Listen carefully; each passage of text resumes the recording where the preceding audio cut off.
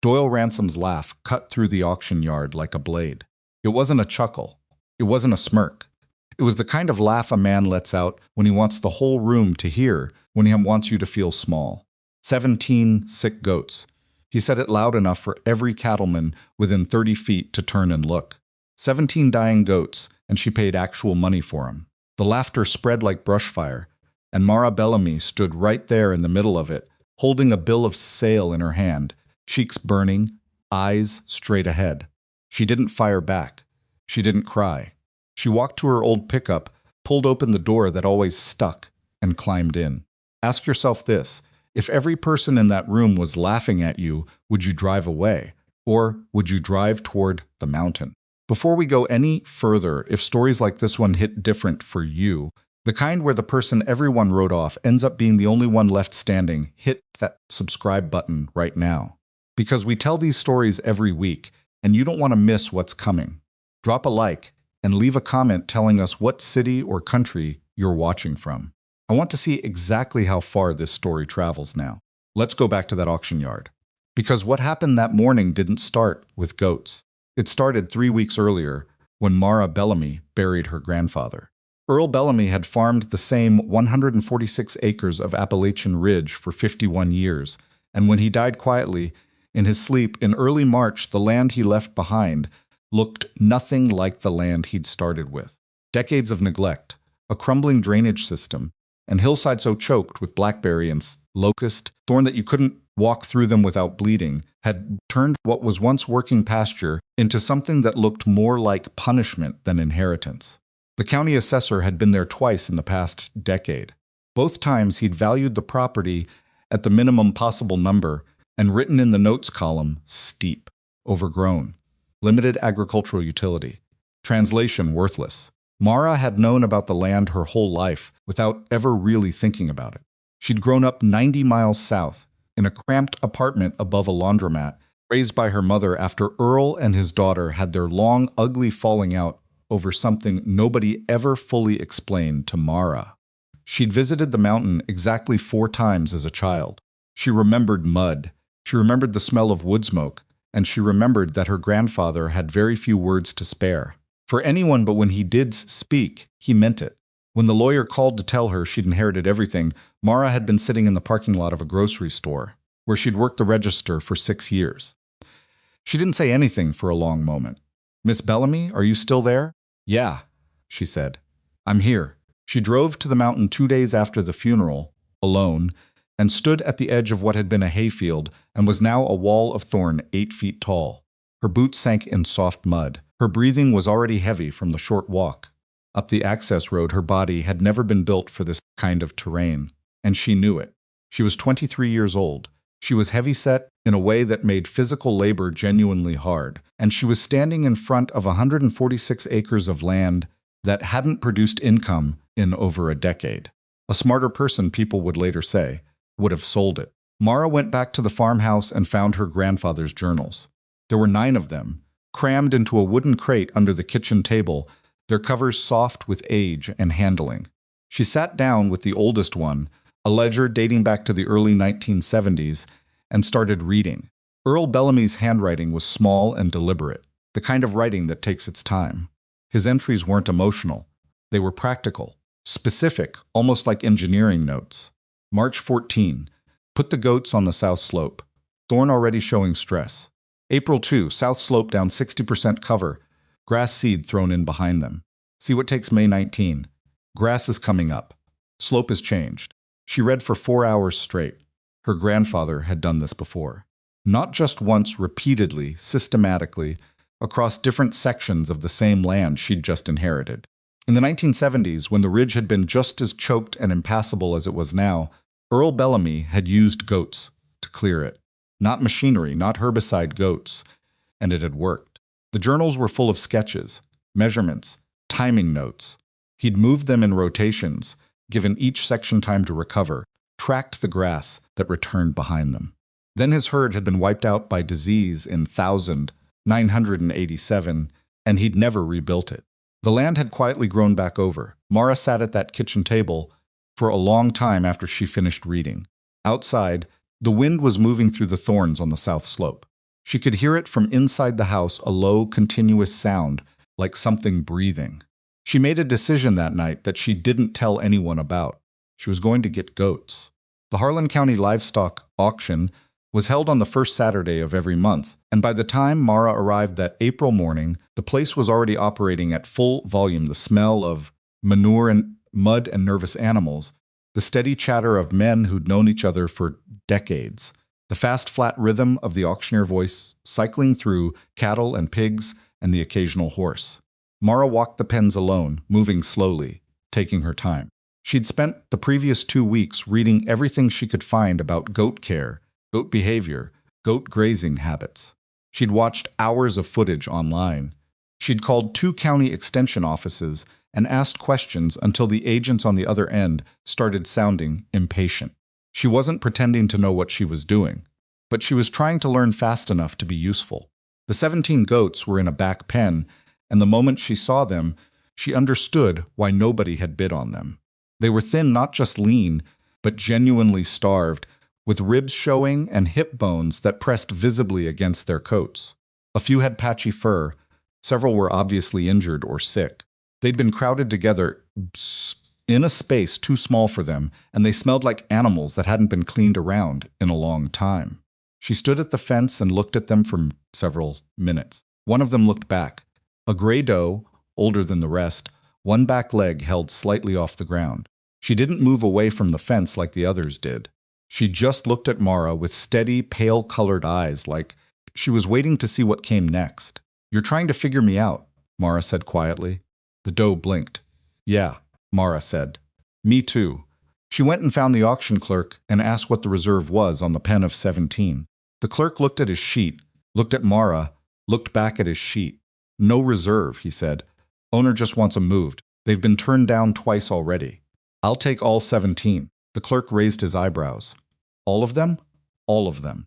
The number she paid was embarrassingly small. She wasn't proud of it. It felt like the animals deserved more than that, but she paid it, took the bill of sale, and went to pull her truck and trailer around to the loading area. That was when Doyle Ransom materialized. Doyle was 58 years old, ran the largest cattle operation in the county, and had the particular confidence of a man who'd never been seriously wrong about anything he could remember. He was tall, broad-shouldered, with a rancher's sun-worn face and hands that looked like they'd been built for the work. He had the auction yard social order memorized without ever having to think about it.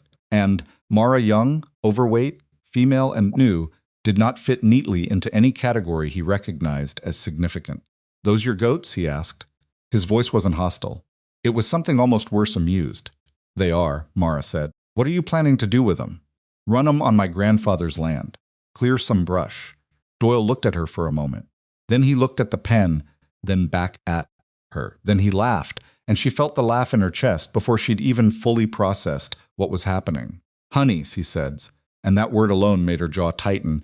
"Those animals are more dead than alive. Half of them won't make it through summer.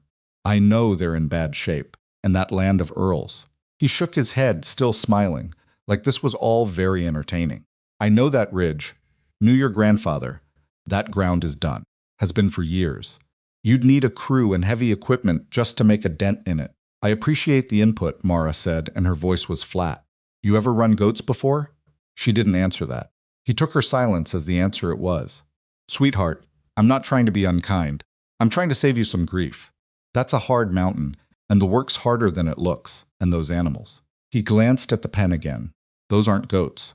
Those are a vet bill." She looked at him. She looked at him for long enough that the smile on his face shifted slightly, unsure of itself. "Are you done?" she asked. He blinked. She turned and went to get her truck. Behind her, she heard him say something to someone she couldn't see, and then she heard the laughter again, broader this time, a small crowd of it, bouncing off the metal fencing of the auction yard. She didn't look back. She pulled the trailer around, and 2 of the auction hands helped her load the goats. And the whole time they were doing it, she could feel eyes on her. She kept her face still. She focused on the animals, watching how they moved, noting which ones were weakest, keeping track of the gray doe, who loaded last and stood in the back corner and watched everything with those pale, steady eyes. The truck was running rough that morning. The trailer hitching mechanism had been stiff all week. When Mara climbed into the cab, she had to shift her weight twice before she got the door closed properly, and she was breathing harder than she wanted to be. She put the truck in drive, and she pointed it toward the mountain. The road up was 15 miles of increasing sand pavement, followed by 2 miles of gravel that was more suggestion than road. Her grandfather had driven it for 50 years. Mara had driven it exactly twice since inheriting the property. Both times she'd white-knuckled the switchbacks in first gear, trying not to think too hard about what the drop-off on the passenger side looked like. She thought about Doyle's laugh the whole way up. Not because it hurt her, though it did, in the particular way that public humiliation always does, that hot-faced private shame that you carry home and replay at 3 in the morning. But because she was replaying it for a different reason. She was filing it away. She'd spent her whole life collecting moments like that. The teachers who moved past her without calling on her. The co-workers who didn't bother learning her name. The landlords who looked through her when she paid rent. The grocery store customers who talked over her like she was a register and not a person. She'd spent 20 toes were darned, 20 years in the background of other people's assumptions about who she was and what she was capable of. She was done filing them. She was going to do something with them. The truck crested the last switchback, and the ridge came into view. Even through the dirty windshield, she could see it all that choked wasted land, the thorn walls and invasive brush, and the dead sections where nothing useful had grown in years. She parked. She got out. She stood at the back of the trailer and opened the gate, and the 17 goats moved out slowly, cautiously, blinking in the thin spring light. The gray doe was the last one out. She stood at the edge of the trailer ramp, testing the ground, then stepped down carefully on her 3 good legs. Okay, Mara said. She wasn't talking to anyone in particular. Maybe the goats. Maybe herself. Maybe the mountain. Let's get to work. She'd bought fence panels the week before, 20 of them, movable wire sections that she planned to use to create rotating grazing paddocks the way her grandfather's journals described. She had a manual post driver that weighed 11 pounds, which she'd tested in her apartment parking lot the previous Sunday until her shoulders ached. She had a field notebook where she'd been sketching out her rotation plan based on the topographic map she'd downloaded and printed at the library. She did not have a working water system yet. She did not have a goat shelter yet. She did not honestly know if any of this was going to work. She drove the first fence post into the ground herself, alone, while the goats milled around behind her in the trailer's shadow. It took her 4 times as many strikes as she'd expected. Her arms shook. Her back hurt. She was sweating hard in the cool April air, and when she finally got the post to the right depth, she had to stand still for a full minute before she could start on the next one. It was humbling. There was no other word for it. But the second post went in faster, and the third one faster than that. Not because she'd suddenly become stronger, she hadn't, and she wasn't going to, and she'd made her peace with that somewhere between reading her grandfather's journals and loading 17 starving animals into a second-hand trailer. She got faster because she was learning the specific angle of strike that worked for this ground, the exact rhythm that minimized wasted effort, the small technique adjustments that added up. That was the thing nobody at the auction had bothered to wonder about. Mara Bellamy had spent 23 years learning how to do hard things without help. By the time the lights started failing that evening, she had the first paddock fenced. She had water hauled up in 50-gallon containers in the truck bed. She had the 17 goats installed on a 1/4 acre of the most accessible thorn growth on the south slope. She sat on the tailgate and watched them begin to eat. They were hungry enough that they didn't hesitate. They moved through the blackberry and the young locust shoots with a kind of focused efficiency that was, she didn't have a better word for it, beautiful. The gray doe worked her way steadily through the thickest section, pausing occasionally to look back at the group as though checking that everyone was keeping up. "You've got a leader," Mara said out loud, and wrote it down in the field notebook. "Scout," she wrote beside it because the doe kept ranging to the edges, testing the ground, surveying what came next. Mara ate a cold sandwich in the truck and listened to the sounds of the mountain settling into evening. Crickets. Wind. The sound of 17 animals methodically dismantling a wall of thorn that had been growing unchallenged for 20 years. She thought about Doyle Ransom telling her those weren't goats. They were a vet bill. She looked at Scout, moving steadily through the brush with 3 good legs, and a set of eyes that missed nothing. She thought, "We'll see." She drove back down the mountain in the dark, on a road she still didn't entirely trust post, her shoulders still aching from the fence posts, her hands smelling like animals and wire and good honest mud. She had 17 goats and 146 acres and a dead man's notebooks. And she had something else she hadn't told anyone about. Not because it was a secret, but because she didn't have words for it yet. She was angry. Quietly, specifically, productively angry. The kind of anger that doesn't burn itself out in a night, but settles into the bones and becomes fuel. Doyle Ransom had laughed at her. She was going to give that laugh a purpose. The first goat died on a Tuesday. Mara found her in the corner of the paddock just after 6 in the morning, a young brown doe who'd been the weakest of the 17 from the start. She'd been eating less than the others for 3 days, and Mara had noticed it, had written it down in the field notebook, had called the county extension office, and described the symptoms to a man named Gerald, who'd said it sounded like it might be mineral deficiency or internal parasites, and suggested she get a vet out there soon. Soon wasn't soon enough. Mara stood over the animal for a long moment in the cold morning air, not moving. Then she crouched down, which took effort, and put her hand on the doe's side, even though there was no reason to. She stayed like that longer than was necessary. Then she stood up, walked back to the truck, and drove down the mountain to the feed store to buy the mineral supplements she should have bought a week ago. She didn't cry on the way down. She didn't let herself. She cataloged what she'd missed in it and what she'd do differently, and told herself that feeling bad about it was a luxury she didn't currently have.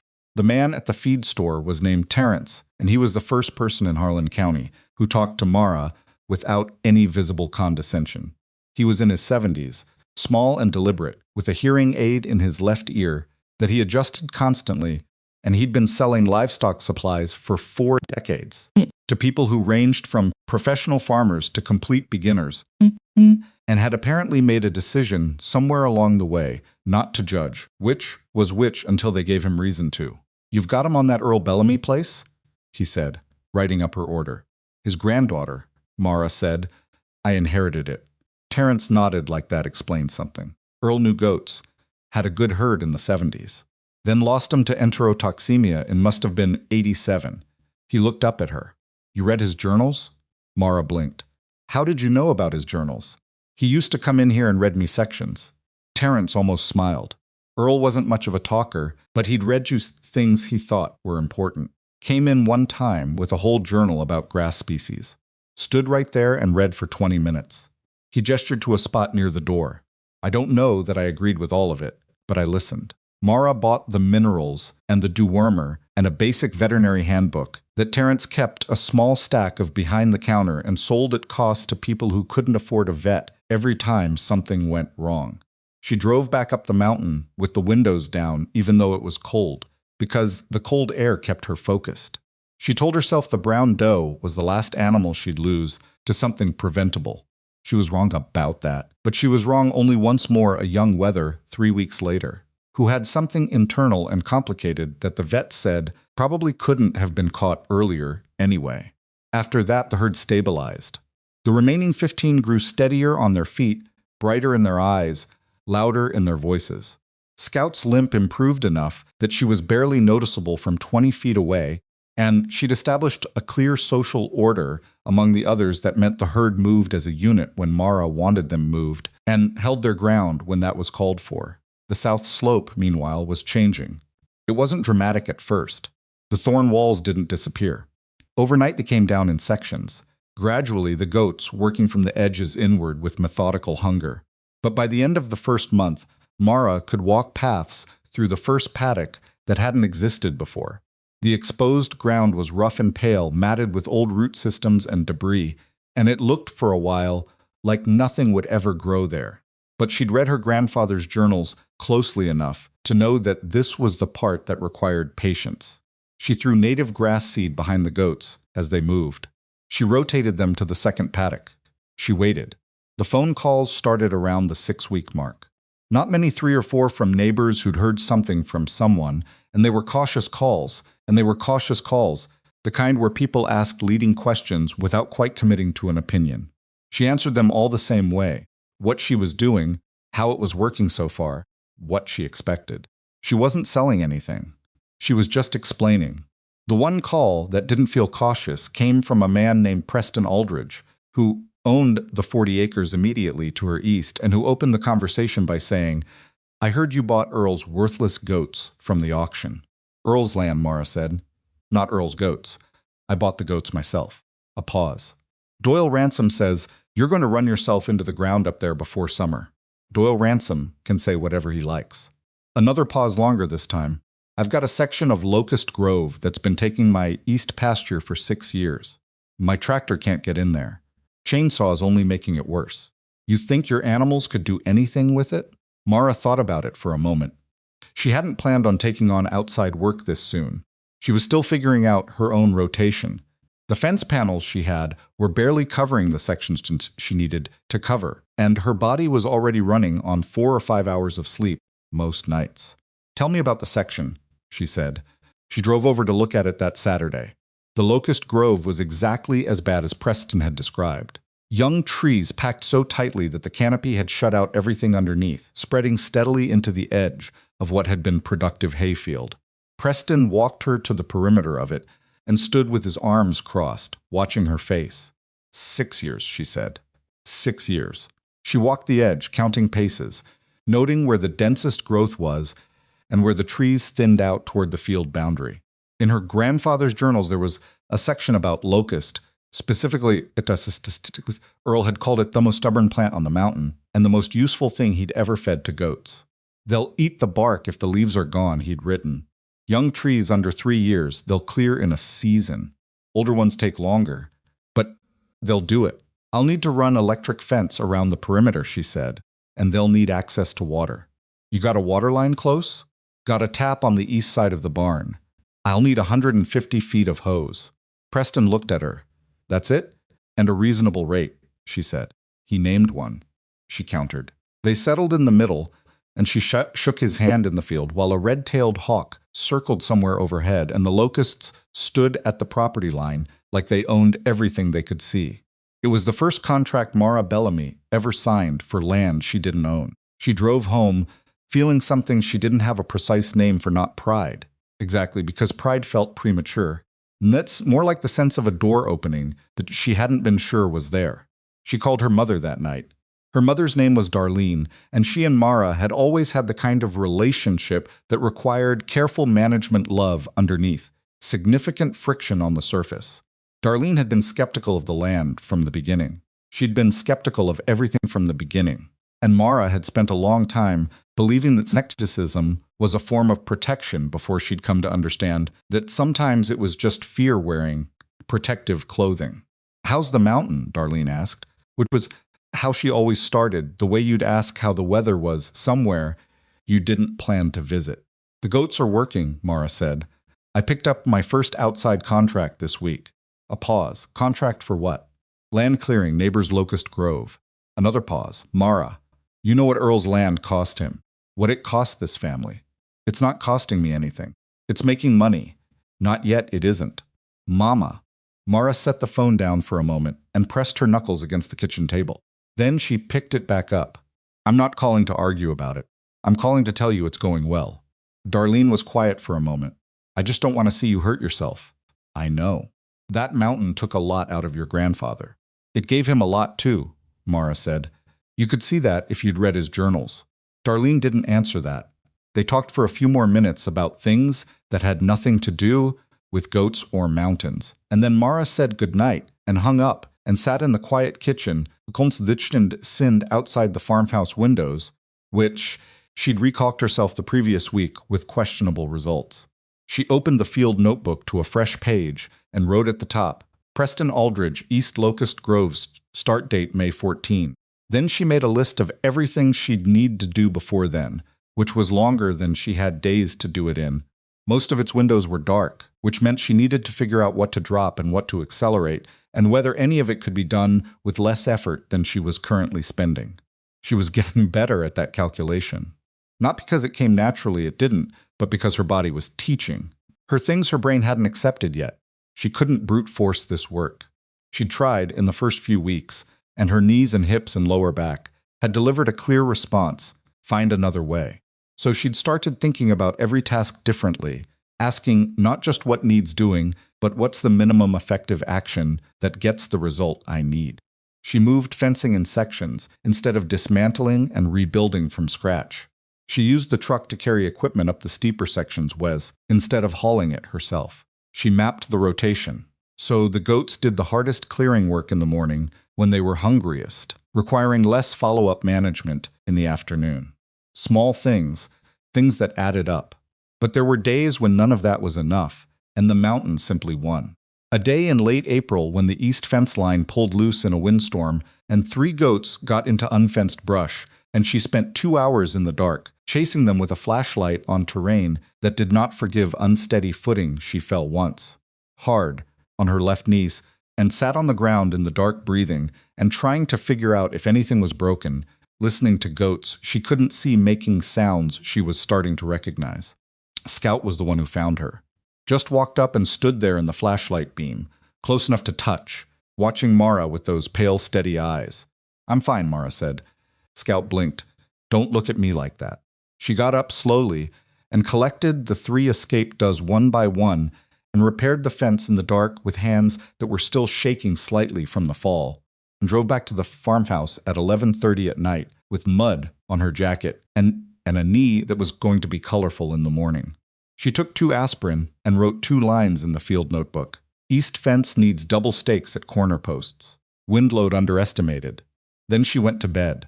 That was the part nobody talked about later when they talked about what Mara Bellamy had accomplished. The nights like that one.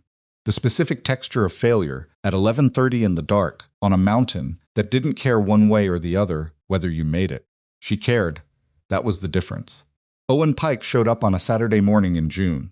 Mara was in the middle of moving fence panels on the south slope when she heard a vehicle on the access road, not a sound she heard often, since the access road was poorly marked and visitors were rare. She looked up to see an old green truck parking beside hers, and a boy climbing out of it who was maybe 16, maybe younger, wearing work boots that were too big for him and a flannel shirt that had been washed enough times to lose its original color. He walked toward her without hesitating, which she noted.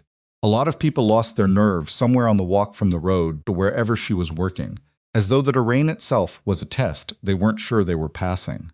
"Are you Mara Bellamy?" he asked. "I am. I'm Owen Pike. My dad's got the property up the county road about 2 miles.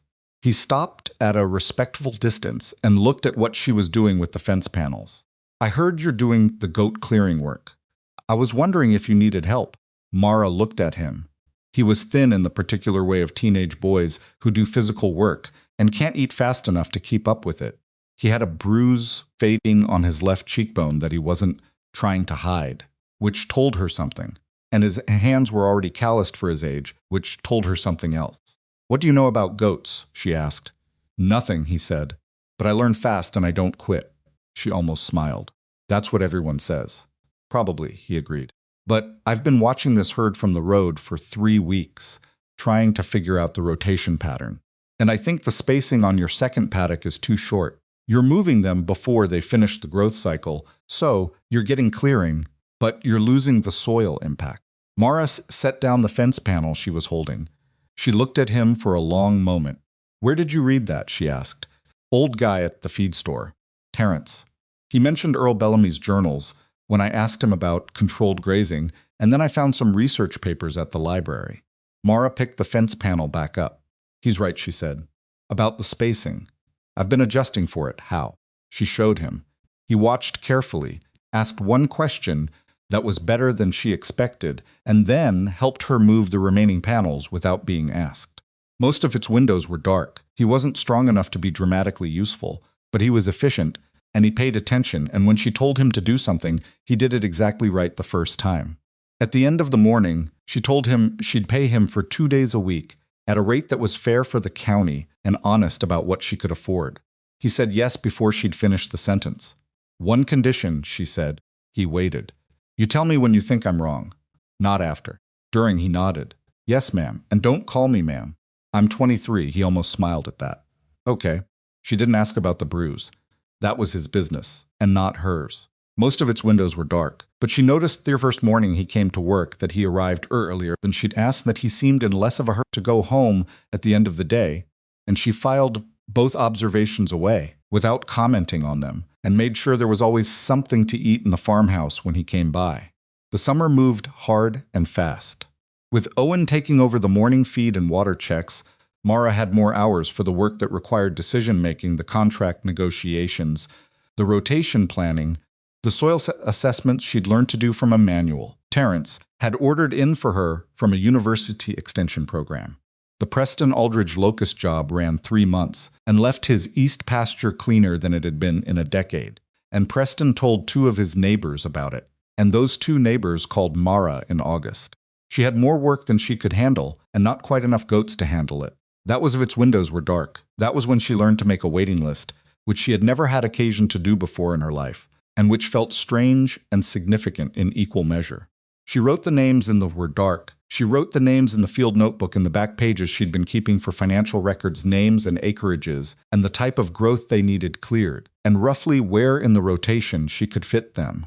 Doyle Ransom's name was not on the list, because Doyle Ransom had not called. She heard about him indirectly through the particular social network of a small rural county where information moved slowly but thoroughly. He'd been skeptical of the Preston job, according to Preston himself. He'd said something at the feed store. Terence relayed it without malice, just factually, about how clearing brush with goats was a short-term solution that didn't address the underlying soil problems. He was not exactly wrong about the soil part, which made it harder to dismiss, and Mara knew it. She spent a week thinking about it before she called the county extension office again and had a long conversation with an agronomist named Dr. Felicia Watts, who talked to her for an hour about soil biology and organic matter and what long-term root system development actually looked like after controlled grazing. She called Terence after that and relayed what she'd learned. He listened. Then he said, "Doyle's not wrong about the soil, but he's looking at it backwards. The clearing is how you get to the soil work. You can't fix what you can't reach." "That's what I thought," Mara said. "You should tell him that. He's not asking." Yet, Terence said and hung up. The grass that came in behind the goats on the south slope was different from the grass Mara had expected. She'd thrown a mix of native seed fescue, bluegrass, wild rye, but what took hold most aggressively was something she hadn't planted, something that had apparently been dormant in the soil beneath 20 years of brush cover, waiting.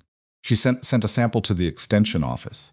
Dr. Watts identified it as native mountain grass that had been there since before the thorn took over, seeds that had survived the decades of shade and pressure.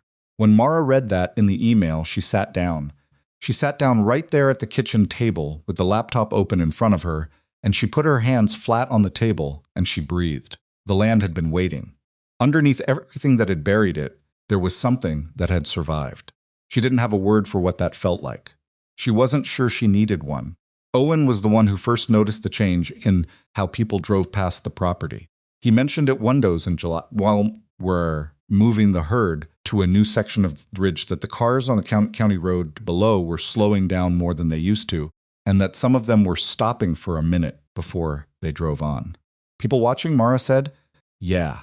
He paused. "I saw Preston Aldridge's truck stop there twice this week." "What'd he do?" "Just looked. Then drove on." She thought about that. "What are they seeing, you think?" Owen considered it seriously, the way he considered most things. He was 17 now, and he'd been on the mountain almost every working day for 2 months, and he'd gotten better faster than she'd expected, not just at the physical work, but at reading the land, at understanding what the herd was communicating through their behavior, at knowing when something was wrong before it was obviously wrong. "They're seeing green," he said finally, "up here where there wasn't any." She looked at the south slope, which she knew better than anything she'd ever known. The native grass was coming in thick now, real and permanent looking, in a way that still surprised her every time she stood here. The goats were working the upper ridge section, their sounds carrying down on the warm air. "How's the second paddock looking?" she asked. "Good," he said. "Scout's been ranging up toward the north face. I think she's telling you she wants to move." Mara looked north. The north face was steeper, rockier, harder on the animals and harder on her. She'd been planning to hit it in early fall, when the growth would be drier and easier to move through. Tell her she's going to have to wait, Mara said. Owen looked at her. You want me to actually tell her? She'll figure it out. He almost laughed. He was doing that more, lately almost laughing, and occasionally actually laughing, a short and slightly surprised sound like laughter, was something his body was still figuring out how to do. She didn't comment on it. She just let it happen. By the time September came and the first contract of the second year was underway, the herd had grown to 31. She'd bought 12 animals at a spring auction, healthy this time, well-priced, nothing that required the kind of intensive early care the original 17 had demanded.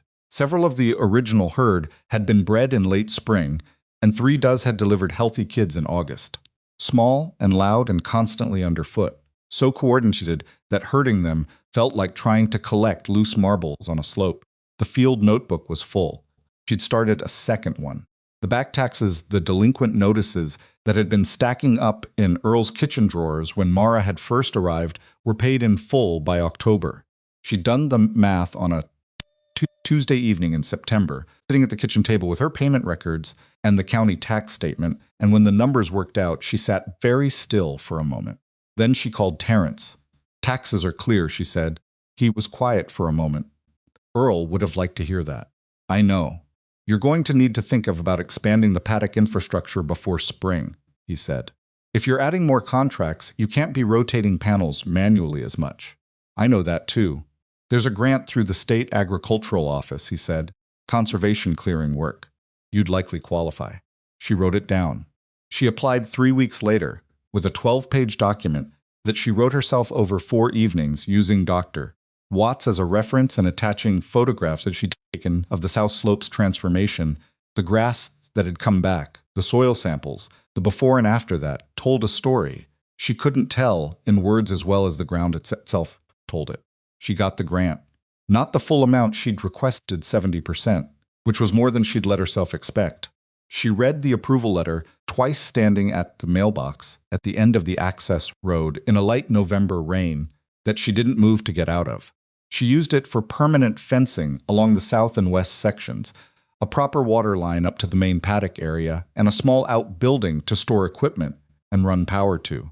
Owen helped her build the outbuilding over 3 weekends in November. They did it from plans. Mara had drawn herself on graph paper, and it was not perfectly square, and one of the walls had a slight lean that required a brace, and neither of them were bothered by that in the least. The day they finished it, Owen stood back and looked at it with his hands in his pockets. It's not pretty, he said. It stands, Mara said. That's what matters. He nodded.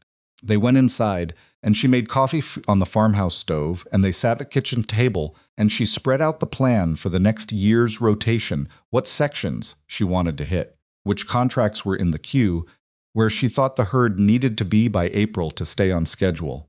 Owen studied it. He pointed at a section she'd marked on the map in red. What's this? North Face, she said. I was going to do it this fall, but we ran out of season. Spring, I think. The footing up there is bad, he said. A lot of loose rock, I know. Scout won't like it. Scout doesn't get a vote. He almost smiled again. I don't know about that. She looked at him across the table. He was 17 years old, and he had calluses on his hands, and he understood things about this land that most grown farmers in the county didn't, because he'd been paying attention every single day for months. He was also, she suspected, living in a situation at home that was harder than he ever mentioned, and he was handling it with a quiet resilience that she recognized in the way you recognize something you've practiced yourself. She didn't say any of that. She just pushed the map slightly toward him. Mark where you think the approach line should go, she said, for the north face. He looked up. You've been up there more than I have this season, she said. You know the footing. He picked up the pencil. He drew a line on the map, careful, deliberate, specific, and she looked at it and saw immediately that it was better than the approach she'd been planning. Not dramatically better, just smarter, in the way that comes from being close to the ground and paying attention. Yeah, she said, that's the line. He set the pencil down and wrapped both hands around his coffee cup.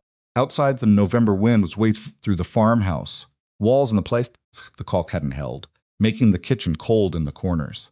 The ridge was dark under an overcast sky, and somewhere up on the north face, Scout and the 30 remaining members of the herd were in their shed, making the particular low sounds that goats make when they're warm and settled and the day is done.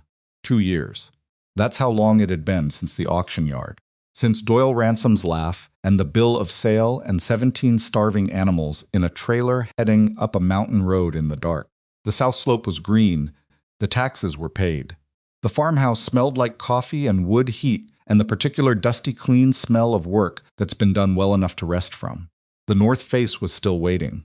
The third year was coming, and somewhere 12 miles away, moving through dry timber in a year that had received almost no rain since June, something was already beginning to burn. The third year started dry and stayed that way. By February, the creek that ran along the eastern boundary of Mara's property was running at half its usual volume. By March, it was a quarter.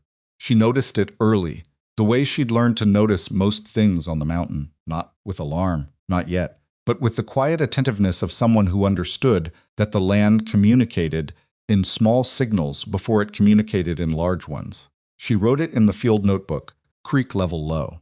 Third week of below average rain. Monitor. She'd been monitoring a lot of things that winter. The herd was at 38 now, after another successful breeding season, and managing 38 animals across an expanding rotation was a different kind of problem than managing 17 had been. It wasn't harder, exactly, she was better at the work than she'd ever been. And Owen was better still at the specific tasks she'd handed him. But it was more complex in the way that all growing things become more complex, more interconnected, more vulnerable to the failure of any single part. The north face work had gone better than either of them had expected. Scout had, in fact, not liked the footing on the rocky upper sections, and had communicated this with the particular brand of stubborn immobility that she deployed when she disagreed with the decision, planting herself and looking at Mara with an expression of concentrated disapproval until Mara adjusted the approach line to something Scout apparently found acceptable. Owen had watched this negotiation without comment and then had written in his own notebook he'd started keeping one in September, unprompted, which Mara had noticed and not mentioned, something she couldn't read from where she was standing. "What did you write?" she'd asked later. "That Scout's smarter than the map," he said. "She's smarter than most things," Martha said. "Don't tell her that." The north face had taken 4 months. When they moved the herd off it, in late January, the rocky slopes that had been choked with invasive shrub and young locust, for as long as Mara had been alive, were open to the sky, their root systems exposed and breaking down, the first tentative signs of native ground cover already beginning in the sheltered spots between rocks. It didn't look like much yet. It looked like damage, honestly, if you didn't know what you were looking at. But Mara knew what she was looking at, and she walked the north face on a cold January afternoon with her hands in her jacket pockets and felt something she'd started calling privately, only to herself, satisfaction. Not the loud kind. The quiet kind that comes from doing a hard thing right. The drought crept in while she was paying attention to other things. That was how drought worked in the mountains. It didn't announce itself. It arrived incrementally, each dry week following the last, the sky staying stubbornly clear when the season's forecasts had called for rain. The hayfields in the valley below started showing stress in April, which was early. Mara could see them from the upper ridge, long rectangles of fading green going pale, and then brown along the southern exposures. She watched them the way you watch something you can't control, which is to say she watched them and then looked away and focused on what she could affect. What she could affect, it turned out, was considerable. The sections of her property that the goats had cleared and native grass had reclaimed, and the grass were responding to the drought differently from everything around them. The south slope, now in its third year of recovery, had root systems going down 6, 8, 10 inches native mountain grasses, built for exactly this terrain, exactly this climate, exactly the kind of seasonal stress that was killing the shallow-rooted commercial varieties in the valley below. The improved soil, the organic matter that 2 years of goat manure and decomposing root systems had built up in what had previously been compacted, depleted ground was holding moisture in a way that Mara could measure and could see and could feel when she dug her hand into it. She called Dr. Watts in April. "Tell me what you're seeing," Felicia said. The agronomist had become something closer to a colleague over the past 2 years, the kind of professional relationship that starts formal, and becomes real through the accumulation of specific shared problems. My cleared sections are staying green, Marissa said. Valley fields are already browning. My uncleared sections are drying out normally. But the restored pasture looks different. It looks like a different kind of land. Because it is, Felicia said. What you've built isn't turf, Mara. You've got a functioning native grassland ecosystem. Different water table dynamics, different root mass, different soil biology. It's not going to respond to drought the way conventional pasture does. How long will it hold? Depends on how bad the drought gets. A pause. How bad does it look to you?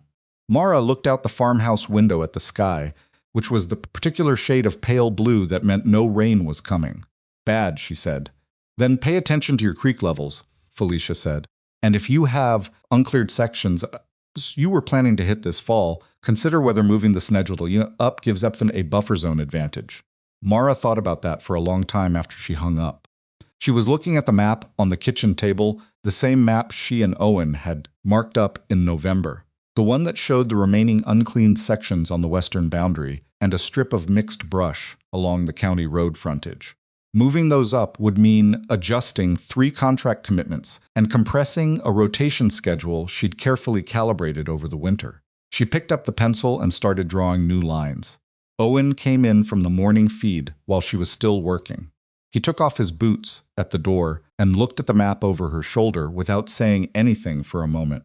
"You're moving the west section up," he said, thinking about it. He poured himself coffee from the pot on the stove and stood at the counter and looked at the map from across the room.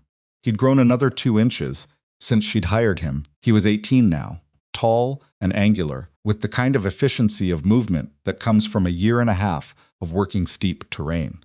He was also, she'd learned, frighteningly good at seeing patterns in things that looked like noise. She'd started running decisions past them the way she ran them past Felicia or Terrence, not because he always had the answer, but because the questions he asked back were usually the right ones. "The county road strip too," he said. "Maybe." He was quiet for a moment. "If you do the county road strip this season, you connect the South Slope restoration to the Aldridge boundary. That's a continuous green section from the top of your ridge to his east pasture." Mara looked up. She hadn't thought of it that way. She'd been thinking about individual sections, individual contracts, individual outcomes. Owen was looking at the whole thing as one interconnected system, which was, she didn't say this out loud, but she thought it the way her grandfather had looked at it in the journals. Not parcels, not problems. A living thing with parts that affected each other. "You've been reading the journals," she said. He looked slightly caught out. "Some. The ones you left on the shelf." She turned back to the map. "They're not just mine. Earl left them for whoever was going to do this work." Owen was quiet for a moment. "He didn't know it was going to be you." "No," Mara agreed. "He didn't." She redrew the schedule that afternoon, adjusting 3 contracts and sending apologetic but clear messages to 2 landowners whose jobs would be pushed back by 6 weeks. Neither of them argued. One of them, a woman named Carla Benton, who had 90 acres of recovering bottomland east of town, said, "You know the land better than I do. Do what you think is right." That kind of trust was something Mara had been accumulating slowly for 2 years, and it still surprised her when she encountered it directly. She'd started out as the girl at the auction who bought the worthless goats, and now she was the person landowners deferred to about their own property, and the distance windows were dark, and the distance between those 2 things was not as large as it might have seemed, because it was the same Mara Bellamy the whole way through. She just knew more now, and she'd proven, on actual land, with actual results, that the knowing was real. The heat came in May like something personal. Not the warm day kind of heat that the mountains usually moderated. The still, windless, week after week kind that drove temperatures into the high 90s in a region that rarely hit 90, that baked the remaining moisture out of ground that had already been running dry for 3 months. The creek on Mara's eastern boundary stopped running entirely in the 2nd week of May. She stood and looked at the dry stream for a long time, at the smooth stones and the empty channel and the cracked mud at the edges, and then she went back to the farmhouse and revised her water management plan. She'd been hauling supplemental water to the herd since late April, which was expensive and time-consuming and limited how many animals she could keep on the upper rotation. She started evaluating which sections could hold the herd on morning dew and what plant moisture remained the vegetation and which sections needed full water support. She moved the kids, now 11 of them, loud and destructive and oddly cheerful in the heat, to the lower paddock near the farmhouse where the gravity-fed water line ran reliably. Owen came in one morning in early June looking like he had something to say and wasn't sure how to say it, Mara said. "There's smoke," he said, "southwest. Far off. But you can see it from the upper ridge." She went and looked. He was right. From the north face, looking southwest into the neck, there was a smear of gray against the white sky, thin enough to be ambiguous, thick enough to be unmistakable if you knew what you were looking at. "Lightning strike," Owen said. "Someone at the feed store said it started 3 days ago. They thought it was contained." "Apparently not," Mara said. She stood on the north face for a long time, looking at the smoke. The wind was coming out of the southwest that morning, which was its usual direction in early summer.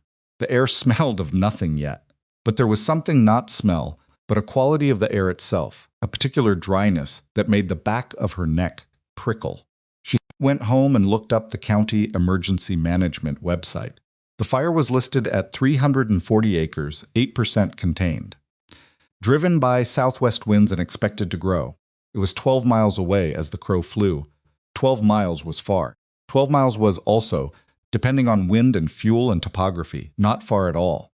She made 2 calls. The first was to Felicia. "Are you watching the Granger County fire?" she asked. "I've been watching it for a week," Felicia said, and her voice had a different quality than usual, tighter, more careful. "How's your fuel load looking?" "The cleared sections are low. The uncleared sections are dry. The county road strip I moved up, we finished it last week. That connects to the south slope." "Good." A pause. "That's very good, actually. Tell me what you're thinking." Felicia was quiet for a moment. "I'm thinking that if that fire moves northeast on the current wind pattern, it's going to hit your county somewhere in the 3 to 5 day range. Maybe shorter if the wind shifts. Most of the ridge properties between here and there are conventional farmland or timber, high fuel load, shallow-rooted cover, everything dry right now. And mine? Your cleared and restored sections are a different situation, but your uncleared sections are the same risk as everyone else." Mara looked at the map on the kitchen table. The uncleared sections were the western boundary strip, a narrow band she hadn't gotten to yet this season, and a scrubby section on the far northeastern corner that she'd been saving for the 4th year. Not large, but positioned in a way that bothered her. "The western strip," she said. "If the fire comes from the southwest, it would hit that first," Felicia said. "Yes." Mara sat down at the table. She looked at the map. She did the math.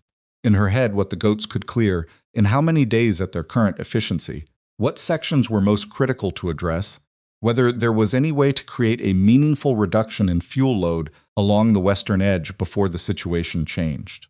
"I need to move fast," she said. "Yes," Felicia said. "You do." She called Owen next. He picked up on the second ring. "I saw the smoke," he said before she could speak. "I already looked at the map. Western Strip. How early can you be here tomorrow?" "How about in 40 minutes?" he said. She almost said it's 8 at night and then didn't, because it didn't matter, and because Owen already understood that. They worked the Western Strip for 6 days straight. Not just the 2 of them. She called Preston Aldridge, who showed up the second morning with his adult son and a truck full of borrowed fence panels without being asked twice. She called Carla Benton, who couldn't do physical work herself, but drove up and spent 2 days managing the water supply and keeping track of the herd's movement between sections so that Mara and Owen could focus entirely on clearing. Terrence sent up a neighbor's teenage grandson who was strong and willing and didn't need much direction. Most of its windows were dark. It was the first time since she'd come to the mountain that Mara had worked alongside other people, and it was, she noticed this without sentimentality, different from working alone. Not better or worse in any simple way, just different. There was something that happened in the rhythm of shared work, the way decisions moved between people who all understood what was at stake, that was efficient in a way that had nothing to do with any individual's capability. The fire grew while they worked.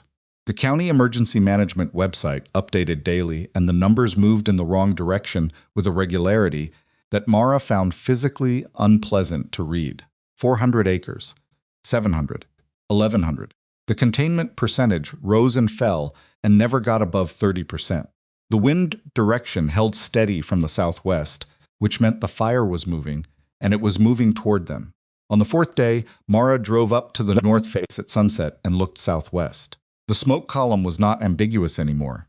It rose in a massive dark plume that caught the evening light and turned it a deep orange-red along the ridgeline, and it was close enough now that she could smell it not strongly. But it was there, the particular sharp smell of burning green wood that she would not forget afterward, no matter how many years passed. She stood there for a long time. She thought about the journals under the kitchen table. She thought about Earl Bellamy, who had rebuilt this land once and watched it fall apart again and never quite found his way back to trying a third time. She thought about 17 starving goats in a trailer in the dark. She didn't feel afraid, exactly. She felt something more like the opposite of fear, a kind of fierce, focused attention that had been building for 3 years and had arrived finally at its actual purpose. She went back down and told Owen to move the herd to the south slope for the night. "All of them?" he said. "All of them. Keep Scout with the main group. She'll settle the others." He nodded and went without another word. Mara stayed up most of that night. She wasn't doing anything useful. Exactly, the fence work was done, the herd was positioned, the water was managed. But she walked the perimeter of the western strip in the dark with a flashlight, looking at what they'd done. The goats had taken the fuel load down dramatically. The dense blackberry and mixed scrub that had been shoulder high a week ago was reduced to stubble, the root systems still in the ground, but the above-ground fuel essentially gone. It wasn't perfect. There were patches they hadn't reached, sections where the brush had been too mature for the herd to process in the time available. But it was substantially different from what it had been. She walked the boundary line where her western strip met the neighboring properties. To her left, her land cleared, reduced the native grass of the restored south slope running up behind it. To her right, the neighboring property, which ran to timber on the western exposure, dense and dry and tall. She stood at that line for a while. Then she walked back to the farmhouse and sat down at the kitchen table and opened the field notebook to a blank page and wrote, June 14. Fire visible from north face, estimate 6-8 miles. Wind holding SW. Western strip work complete. Herd on south slope. Can't do more than we've done. She looked at that last line for a moment. Then she added, have to trust what we built. The evacuation notice came the next morning. It was voluntary. The county was asking residents in the higher ridge properties to consider leaving, framing it as a precaution, emphasizing that no decisions had been made about mandatory orders. Mara read the notice on her phone at 6 in the morning and then set the phone down and looked out the kitchen window. She was not going to leave. She told herself this was a rational decision, that the herd couldn't be evacuated on short notice, that her paddock infrastructure had taken 3 years to build, that the farmhouse and the journals and everything else were here, and all of that was true. But the more honest truth was simpler. She had not spent 3 years building something on this mountain, only to be somewhere else when it mattered. Owen arrived at 7. He looked at her face and didn't ask about the evacuation notice. What do we need to do, he said. Wet down the farmhouse perimeter, she said. I've got a 100-gallon tank we can run off the water line. I'll start with the north side, he said. That's the most exposed. He was right, and she hadn't thought of it first, and she was glad he was there. They spent the morning wetting the area around the farmhouse and the equipment shed, not enough to stop fire if it came directly, but enough to reduce the ember danger that preceded the main fire in conditions like this. She moved every flammable thing she could move away from the walls. She opened the equipment shed and laid out what they might need if the situation changed fast. By noon, the smoke column was close enough that it was affecting the light. The sky had gone that particular sulphurous yellow-gray that Mara had only seen in photographs before, and the temperature had dropped strangely, despite the heat of the day, which she'd read was what happened when a large fire began affecting local weather patterns. Preston called at 12:30. I can see it from my front porch, he said. It's moving fast. Wind's picking up.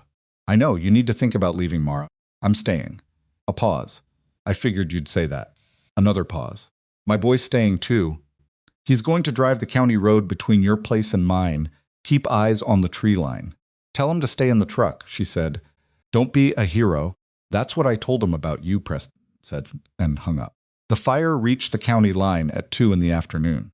Mara was on the north face. When it happened, she'd gone up to get a clear sight line, and she saw it come over the ridge to the southwest like weather. It wasn't the way she'd imagined fire moving. She'd imagined it advancing steadily, a clear front. What she actually saw was more chaotic. Spots of flame on the leading edge, embers and preceding the main burn, the fire jumping unpredictably as the wind pushed it, consuming everything with the particular indifference of something that doesn't know what it's destroying. She watched it hit the timber on the neighboring property to her southwest. The fire moved through those trees with a speed that made her breath stop. Dense, dry timber in its third month of drought, it didn't resist. It accelerated. The flame column doubled in under a minute.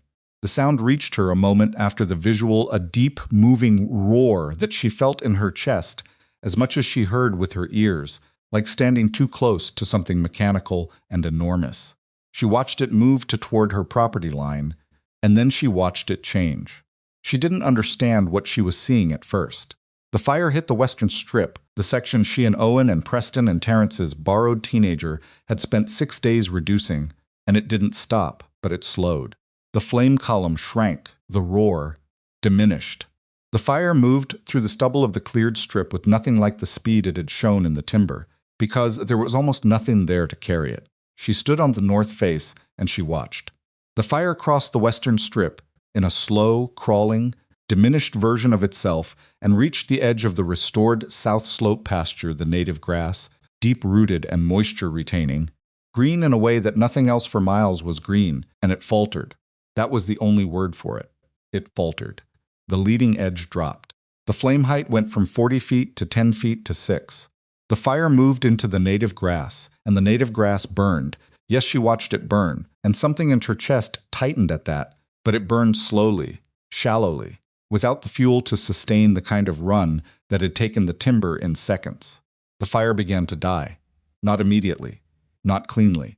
It lingered on the edges of the burned strip, finding pockets of fuel in the places the goats hadn't reached, working its way along fence lines and debris piles, and the spots where she knew her clearing had been incomplete. It burned through the night, and she sat in a lawn chair on the farmhouse porch and watched it, and did not sleep. Most of its went, and Owen sat in the truck with the radio on, monitoring the fire department frequencies because he had better ears than she did and could tell her what the crews were saying. What they were saying by 11 that night was that the Bellamy Ridge had stopped the fire's advance. Mara heard Owen's door open and close. She heard his boots on the porch steps. He came and stood beside her chair. And they both looked at the darkness beyond the south slope, where the still visible in small, scattered patches, orange and diminishing. "They're setting up a defensive line on your northern boundary," Owen said, "using your cleared sections as the anchor." She nodded. Crew boss on the radio said. He paused. He said someone knew what they were doing up here. She didn't say anything. He didn't know who owned the property, Owen said. He was just talking to his crew. "Okay," she said. Owen sat down on the porch steps, and they were quiet for a long time. The radio murmured from the truck. Somewhere on the south slope, Scout made the low, particular sound she made when the night was unsettled, and then was quiet. "The south pasture burned some," Owen said. It wasn't a question. "Some," she agreed. "It'll come back. The roots are in." He was quiet for a moment. "I know." The fire crews worked through the night and into the next morning. By dawn, the main fire front had been broken, and what remained was mopping up isolated patches, smoldering debris, the careful, slow work of making sure nothing reignited. 3 separate fire personnel knocked on Mara's door over the course of that morning, not to give her instructions, but to ask her questions about the clearing work, about the rotation schedule, about the native grass, and how long the south slope had been in restoration. The third one was a battalion chief named Roger Esley, a compact, serious man in his 40s with ash on his jacket and the look of someone who hadn't slept in 36 hours. He stood at Mara's kitchen table and looked at her map and her field notebook with an expression she couldn't fully read. "How much land did you clear?" he asked. "Combined mine and the contracts I've run, roughly 420 acres over 3 years. He looked at the map, this continuous green section from the south slope to the Aldridge boundary. "That's all yours?" "Mine and Preston's. His east pasture connects to my restored section." The goats did his locust grove 2 years ago. He was quiet for a moment. You know what your cleared sections did last night? I have an idea, she said. You stopped it, he said. Not just slowed it. The fuel reduction through here. He put his finger on the map, tracing the western strip and the south slope. This is where the fire lost the run it needed to keep going. We couldn't have set a better defensive line if we'd planned it. He paused. We didn't plan it, you did. 3 years ago. Mara looked at the map. She thought about Doyle Ransom at the auction, laughing. She thought about 17 sick goats in the rain. She thought about Earl Bellamy writing small and deliberate in his ledger, grass is coming up. Slope is changed. I wasn't planning for a fire, she said. No, Roger Esley said. You were planning for the land. He looked at her steadily. Sometimes that's the same thing. He left her a card, said the State Forestry Division would likely want to talk to her, and went back to his crew. Mara stood at the kitchen door and watched him go. Owen was behind her, she knew without turning, because she could hear him breathing and because he'd been within 20 feet of her for the past 18 hours without either of them having to arrange it. What now? He asked. She looked at the south slope. The burned sections were black and raw-looking in the morning light, not the whole slope, not even most of it, but enough to be visible, enough to be real. But underneath those burned sections, she knew the root systems were intact. The soil biology was intact. The organic matter that 3 years of careful work had built into that ground was intact. Now we let it come back, she said. She went inside and put the coffee on. The burned sections of the south slope came back faster than Mara had expected. She'd told Owen they'd come back, said it with the confidence she'd built from 3 years of watching this land respond to things that should have broken it, but privately she hadn't known how fast or how completely. The root systems were intact. She'd been certain of that, but certainty built from books and extension office conversations, and her grandfather's handwritten notes was a different thing from watching it actually happen in front of you. The first green showed up 11 days after the fire. Owen found it. He came into the farmhouse on a Thursday morning in late June, walked straight to where Farah was sitting with the account ledger and said, "Come look at something." He didn't explain further, just turned and walked back out, and she followed him up the south slope to a section that had taken moderate burn damage, not the worst-hit areas, but places where the fire had moved through and left everything black and smelling of ash. He stopped and pointed. Coming up through the black, in a thin scattered line that followed the contour of the slope, was green, new shoots, small and pale, the particular vulnerable green of things that are very young. Not impressive to look at, easy to miss if you weren't paying attention. But there, unmistakably, pushing up through what should have been dead ground, Mara crouched down and looked at it. Native grass, she said. Same species as the south pasture, Owen said. I checked against the samples, Doctor. Watts gave us. She put her finger very gently against one of the shoots. It was maybe 3 inches tall, thinner than a pencil, slightly waxy in the way of new growth. She stayed crouched like that for a moment, longer than was necessary, which her knees were going to remind her about later. And then she stood up. Mark the location, she said. Date density, which burns severity zone. Owen already had his notebook out. The recovery did not proceed smoothly, because nothing on this mountain ever proceeded smoothly, and Mara had stopped expecting it to. The worst-hit sections where the fire had been hottest, closest to the fuel pockets she hadn't cleared in time, came back much more slowly, and 2 of them showed a different species mix in the regrowth that worried her enough to call Felicia. Felicia drove up in person, which she hadn't done before, and spent 3 hours walking the burn area with Mara before concluding that the altered species mix was likely a temporary response to the heat impact on the topsoil layer and would self-correct within a year, possibly 2. You're watching it right, Felicia said on the walk back down. The instinct to worry about those sections is correct. Just don't overreact. The soil profile underneath is what matters, and that's intact. I know, Mara said. I know you know, Felicia said. I'm just saying it out loud because it helps to hear it sometimes. That was true. Mara didn't say so, but it was true. The world outside her ridge, meanwhile, was having a much louder reaction to the fire than she was. It started with a story in the county's newspaper, a small piece on the inside pages, about how the Bellamy Ridge had functioned as a natural fire break during the Granger County fire with a quote from Battalion Chief Roger Esley about fuel reduction and defensive positioning. The piece was factual and not particularly dramatic, and Mara read it once, thought it was accurate, and put the paper down. Then a regional agricultural magazine picked up the story. Then a forestry journal ran a brief analysis of the burn patterns in the area, citing her property's cleared sections as a case study in accidental firebreak creation through managed grazing.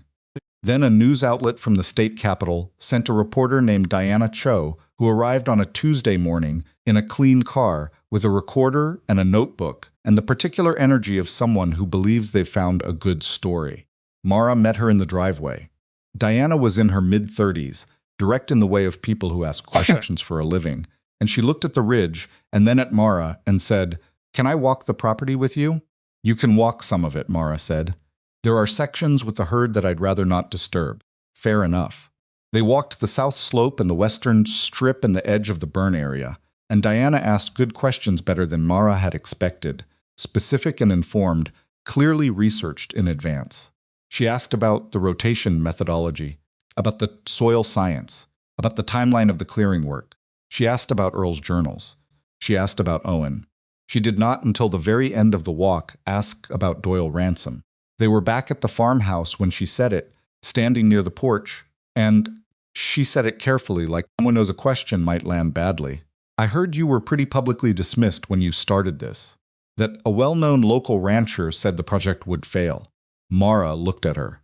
"I'm not interested in a conflict narrative," she said. "I'm not trying to write one," Diana said. "I'm trying to write about what it takes to do something that everyone tells you won't work." Mara thought about that for a moment. "What it takes," she said, "is not giving the opinions much weight. You can hear them without carrying them." Diana wrote that down. Mara noticed she wrote it down fast, like she didn't want to lose it. The story ran the following Sunday. It was longer than Mara had expected and more careful than she'd feared. Diana had written it as a land restoration story, not a redemption story, which was the version Mara could actually read without wanting to close the tab. It mentioned the auction, mentioned the skepticism, mentioned the fire. It didn't name Doyle Ransom, which had apparently been Diana's editorial decision and which Mara appreciated without being asked to. The phone started ringing the following Monday, not the cautious, slow-moving calls of county neighbors testing the waters. These were different: a state agricultural extension coordinator who wanted to discuss a demonstration project, a university researcher who was studying managed grazing in fire-prone regions and had been tracking the Grain County fire's burn patterns, two landowners from neighboring counties with clearing problems they'd been unable to solve conventionally, and a nonprofit focused on Appalachian land restoration that wanted to know if Mara would be willing to speak at a conference in October. She wrote all of them down in the field notebook, which was now the fourth one, and she called back the ones whose requests were actionable and told the others she'd think about it. Owen was in the farmhouse when she worked through the callback list, and when she finished, he said, "You're not going to do the conference, are you?" "Not this year," she said. "Why not?" She looked at him. He was 18 years old, and he asked direct questions without apology, which was something she'd encouraged and occasionally regretted. "Because I don't know enough yet to stand in front of people and tell them how to do this. 3 years isn't enough." "You know more than most people who do conferences," he said. "That's not a high bar." He was quiet for a moment. Then the university researcher. "You should call him back first." She had been planning to call the extension coordinator first, for practical reasons, but she looked at Owen and said, "Why?" "Because he's got burn pattern data from 6 counties. And you've got soil data from 3 years on restored versus non-restored sections during drought and fire conditions." He paused. "Together, that's a paper." Mara looked at him. "I've been reading about how these things work," he said, with the slightly defensive tone he used when he'd gone deeper into something than he wanted to admit. "Research publication. It matters for the grant applications you're going to need to expand." She had not told him she was planning to expand. She hadn't told anyone. "How did you know I was thinking about expanding?" she said. He shrugged. "You've been mapping sections beyond your property line for 2 months. She looked at the map on the kitchen table. She had, in fact, been sketching in properties that bordered hers in the Aldridge land, noting vegetation types and likely fuel loads and access routes. She hadn't said anything about it, because it had still felt like thinking rather than planning. The Hendricks parcel, he said, the Weston bottomland. And I think you've looked at the old Cutler timber section. The Cutler section is a nightmare, she said. I know. That's why you haven't called them yet. She picked up the phone and called the university researcher first. His name was Dr. Marcus Webb, and he was 41, worked out of the State University's land management program, and had the slightly compressed energy of an academic who'd been waiting for a long time for field data to match his theoretical models. He talked fast and he asked sharp questions. And when Mara described her soil sampling methodology, he went quiet for a moment and then said, "You did 3-year longitudinal samples on the same coordinates?" "Every 90 days, she said. Another silence. "With the before restoration baseline, I took the initial samples the first month, before the goats hit those sections." He exhaled slowly. "Can I come see your data?" "You can come see the land," she said. "The data comes with it." He drove up the following Saturday, and Mara spent 4 hours walking him through the restored sections, showing him the sample points, going through the field notebooks with him in the farmhouse kitchen while Owen made coffee and periodically contributed observations from his own notebook that made Marcus raise his eyebrows more than once. "How old are you?" Marcus said to Owen at one point. 18, Owen said. Marcus looked at Mara. "Is he a student?" "He's my field manager," Mara said. Owen didn't react to that title, but Mara saw him set down his coffee cup with slightly more care than usual. The collaboration with Marcus produced a working paper by December. Mara was listed as primary researcher, a decision Marcus had insisted on over her objection, saying that the data was hers and the methodology was hers, and that the academic community needed to understand that land restoration knowledge could come from practitioners, not just from institutions. She wasn't sure she agreed with his reasoning entirely, but she signed the authorship agreement because the alternative was the wrong kind of argument to have. It was during the back and forth over the paper, in late September, that Doyle Ransom drove up the mountain. Mara was alone that morning. Owen was at the county community college 2 days a week. Now she'd pushed him toward it in the spring, told him that what he was pours learning on the mountain needed a formal framework crucible to be fully useful. And he'd resisted and then gone and was, by his own grudging admission, finding it worthwhile. She'd spent the morning doing a fence repair on the northwestern boundary, alone, which she still did regularly because the physical work of maintaining the property was something she didn't want to become purely managerial about. She heard the truck before she saw it. A newer truck than the one at the auction, dark green, well-maintained, the truck of a man who could afford to replace things when they wore out. It came up the access road slowly and parked near the farmhouse, and Doyle Ransom got out. He was 59 now. He'd aged in the 3 years since the auction, not dramatically, but visibly in the way of men who've had a hard season. She'd heard through the county's information network that the fire had taken a portion of his bottomland property. Not his house, not his main operation, but good pasture acreage that had been productive and was now black and recovering slowly. She watched him from the fence line. He saw her and walked toward her, and she noted that he didn't move the way he had at the auction, that easy, large property confidence that comes from never having had to doubt your standing. He moved more carefully now, not diminished exactly, just different. She didn't go to meet him. She finished the fence repair she'd been doing, which required another 2 minutes and one more clip, and then she straightened up and walked toward him. She wasn't being rude about it. She just wasn't stopping work because he'd arrived. Because this was her land and she had work to do on it, and the work didn't adjust its schedule for visitors. He stopped when she was about 10 feet from him. He had his hat in his hand, she noticed. He'd taken it off at some point on the walk across the property, and he was holding it at his side. "Mara," he said. "Doyle." He looked around the property at the south slope, at the equipment shed, at the visible section of the restored pasture where a portion of the herd was working a new paddock in the middle distance. He took a long time looking, and she let him. "I heard about the fire crews using your land," he said. "Roger Esley's crew," she said. "They did the actual work." "That's not what he said." Doyle looked at her. "He said you built it, the fire break." "I built a grazing system," she said. "The fire break was what it turned out to be good for." He nodded slowly. He looked down at his hat and then back up at her. "I lost 40 acres of bottomland. Good hay ground. 20-year stand of fescue. I know, she said. I'm sorry about that. He looked slightly surprised that she said it. She could see it in his face, a small adjustment, like he'd been expecting something else. I came up here because he stopped. Started again. I want to say that I was wrong. What I said at the auction. The way he stopped again. He was not a man who did this easily. She could see that clearly. The words were costing him something real. I wrote you off, he said. I said things in front of people that were unkind, and I was wrong about you and wrong about what you were capable of, and I should have kept my mouth shut. The mountain was quiet. Wind through the restored grass, the distant sound of the herd, a hawk somewhere above making a sound like a question. Mara looked at him. She confessed several things. She'd thought about this moment not obsessively, not in the way of someone nursing a wound, but it had passed through Doyle than once. What she might say to Doyle Ransom if he ever stood in front of her and admitted he'd been wrong. I know you were, she said. Thank you for saying it. He nodded. He didn't look relieved, exactly.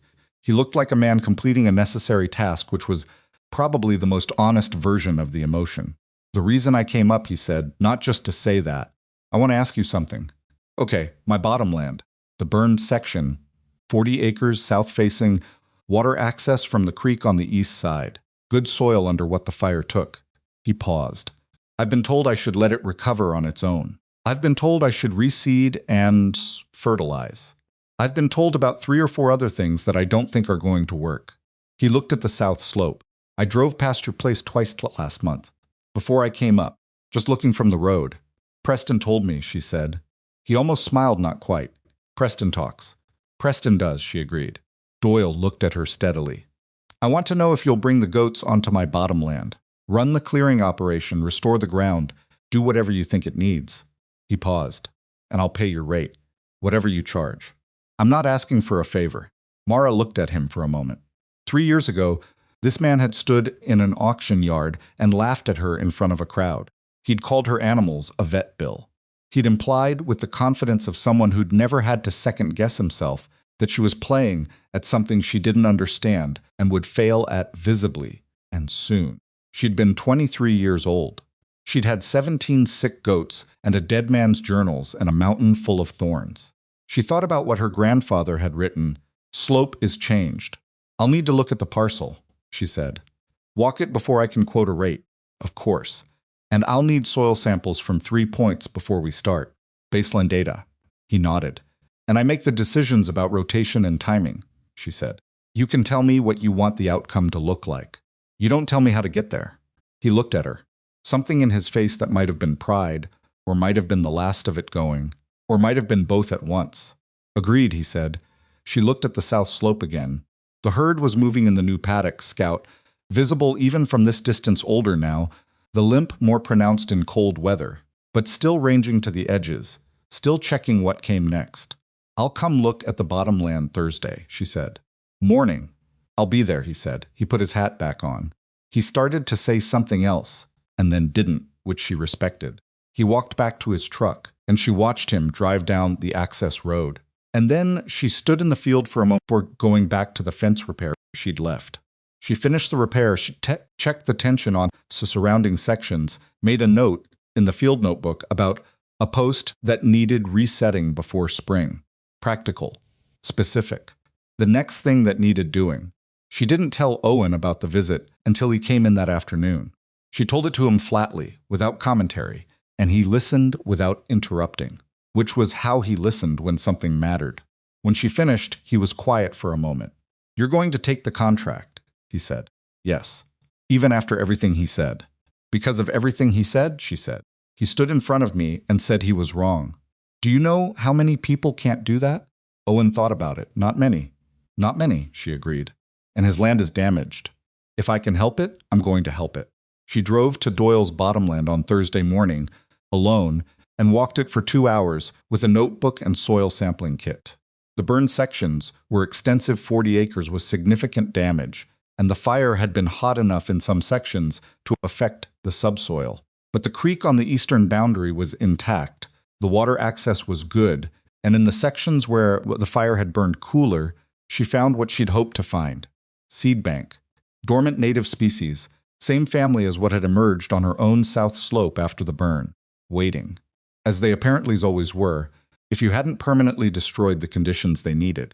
She sat on a log at the edge of the creek and wrote up her initial assessment, which took 45 minutes and covered 4 pages.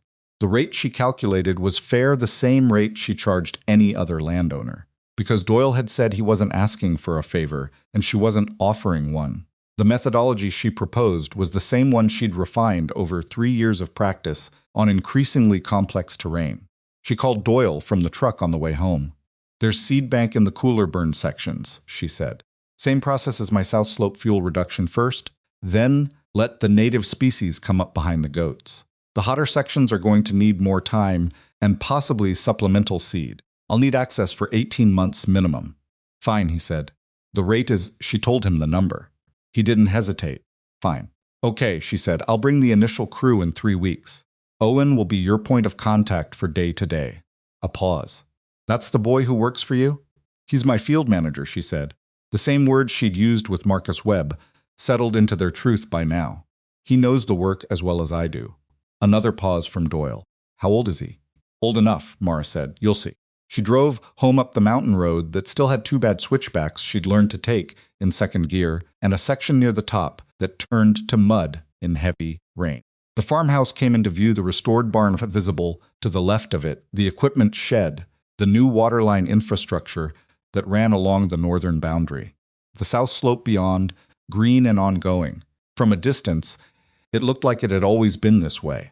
Like someone had always known what to do with this land and had done it. She knew better. She knew every mistake embedded in that green hillside, every wrong rotation, every fence post driven at the wrong angle, every decision she'd made too fast or too slow or with information she hadn't fully understood yet. The South Slope was not a monument to competence. It was a record of a person figuring something out in real time, on real ground, with real consequences for getting it wrong. That was what made it mean something. She parked and went inside. Owen had left a note on the kitchen table, "Scout favoring left front, keeping her on flat ground today. Will update PM." She read the note twice and wrote back underneath it, "Good call. Watch her through the weekend. Doyle ransom contract 3 weeks out. Start planning crew and equipment list." She put the note back on the table and stood in the kitchen for a moment, looking out the window at the south slope in the afternoon light. The grass moved in the wind the way grass had moved this mountain for a very long time before people arrived, with their plans and their doubts and their slow, imperfect learning. She thought about Scout, down on the flat ground, resting a foot that had been compromised since the first day Mara had seen her at the auction, standing apart from the others, in the back of a pen, held slightly off the ground, watching to see what came next. She thought, "We've both come a long way on 3 legs." Then she opened the field notebook to a fresh page and started planning. The account ledger on the shelf behind her held numbers that would have been unrecognizable to the woman who'd sat in a grocery store parking lot and said, "Yeah, I'm here," into a phone. The waiting list for contracts ran to 11 names. The herd was at 43. The land nobody had wanted was worth more each year, not in the abstract way of property appreciation, but in the specific way of things that are genuinely useful, that hold water, hold soil, hold their ground when things burn. She wrote the date at the top of the page. She wrote, "Ransom Bottomland, initial assessment complete. Seed bank confirmed. Recovery is possible." She paused, then added, "Estimated timeline, 18 months to functional native grassland. Faster if conditions hold." Then she set the pen down and went to check on Scout. Scout died on a Monday morning in early November, 4.5 years after Mara had first seen her standing in the back corner of an auction pen, with one leg held off the ground and those pale, steady eyes that missed nothing. She didn't die dramatically. That wasn't Scout's way. Owen found her in the shed just after first light, lying on her side in the corner where she always slept. The rest of the herd settled around her in the particular quiet way animals have when they already know something the people don't. He stood in the shed doorway for a moment, then walked back to the farmhouse and knocked. Mara was already up. She opened the door and looked at his face and didn't ask. She pulled on her boots and her jacket and walked to the shed, and she crouched down next to Scout and put her hand on the gray coat that had gone coarser and lighter over the years. And she stayed like that for longer than she could have said. The herd was quiet around her. 46 animals, the oldest one's descendants of the original 17, and not one of them made the usual morning sounds. They just stood or sat and waited. In the particular patience of animals that understand loss in some way people can't fully explain, and mostly don't try to. She had a good last week, Owen said from the doorway. He wasn't trying to make it better. He was just saying what was true. She did, Mara said. She'd taken Scout off rotation entirely in September, when the front leg had stopped being a minor compensation and started being a real limitation. She'd set up a separate small paddock near the farmhouse with good flat ground and consistent water and the best of the hay. And Scout had accepted this arrangement with the same steady pragmatism she'd brought to everything else in her life. She'd watched the rest of the herd from her paddock with what Mara had always read as attentiveness, though she knew enough not to say that out loud to anyone who wasn't Owen. She stood up slowly, knees complaining, and looked at Owen. "I'll call the vet for the record," she said. "You go ahead and start the morning feed." He nodded. He started to turn, then stopped. "She cleared probably 60-70 acres of the hardest growth we had," he said, "in the first 2 years. Just her and however many animals she was leading at the time." "I know," Mara said. "I just think that should be said." "It should," she agreed. "You just said it." He went to start the feed. Mara called the vet and then stood in the shed alone for a few minutes, not doing anything useful, just standing in the particular quiet of a place where something has ended. She buried Scout on the south slope in a section near the upper paddock that had been thorn 8 feet deep when they'd first sent the herd through it, and was now the most consistently healthy pasture on the property. It felt right in the way that few things do, not symbolic, exactly, but specific. Scout had cleared that ground, she should rest in it. Owen helped her without being asked, and neither of them said much while they worked, and when it was done, they stood at the top of the slope and looked down at the ridge and the valley and the neighboring properties, and the thin gray line of the county road far below. The November sky was low and pewter-colored, and the air smelled of coming rain. "You okay?" Owen said. "Yeah," Mara said. "You?" "Yeah," he said. And neither of them entirely meant it, and both of them knew that, and it was all right. They went back to work. That was the thing about the mountain. It didn't stop needing attention because you were sad. The herd needed feeding. The rotation needed managing. The ransom bottomland contract was in its 8th month, and Owen had 3 questions she needed to answer before he could proceed with the next paddock section. The university paper, with Marcus Webb, had gone through 2 rounds of peer review and had come back with a revision request that was going to take her 2 evenings to address. Terrence had called the previous week to tell her that a landowner from 2 counties over had heard about her operation and wanted to discuss a consultation, and she hadn't called back yet. The world kept its pace regardless. She was 26 years old. She had been running this operation for 3.5 years. She had 46 goats, 146 acres, 6 active contracts, a working partnership with a university researcher, a field manager who was 19 and better at half the job than she was, and a waiting list that currently ran to 14 names. She had a farmhouse that was no longer cold in the corners because she'd gone back and redone the insulation properly the previous winter, and a barn that had been structurally assessed and reinforced, and an equipment shed that was slightly out of square but absolutely solid. She also had a body that ached in the mornings in ways she hadn't expected at 26, a financial situation that was stable but not comfortable, a relationship with her mother that had improved incrementally and was still difficult around the edges, and a tendency to work until she was running on empty and then be surprised by the crash. She was not a success story. She was a person doing a hard thing, imperfectly, with better results than most people had predicted. The distinction mattered to her. The ransom bottomland work proceeded through the fall with the particular momentum that comes when a project is past its uncertain early stage and into the part where you can see where it's going. Doyle had kept his word about the hands-off arrangement. He showed up monthly for a walkthrough with Owen, asked questions that were increasingly informed by what he was observing, and did not offer operational opinions. This was, Mara knew, a significant exercise of restraint for a man accustomed to running his own operation the way he thought best, and she respected it without commenting on it. Owen and Doyle had developed a working relationship that Mara watched with cautious appreciation. It had started stiffly. Doyle was a man of 59 and Owen was a boy of 18, and there was a half-century of ranching tradition between them and a considerable number of social assumptions about who knew what, and had gradually become something more functional.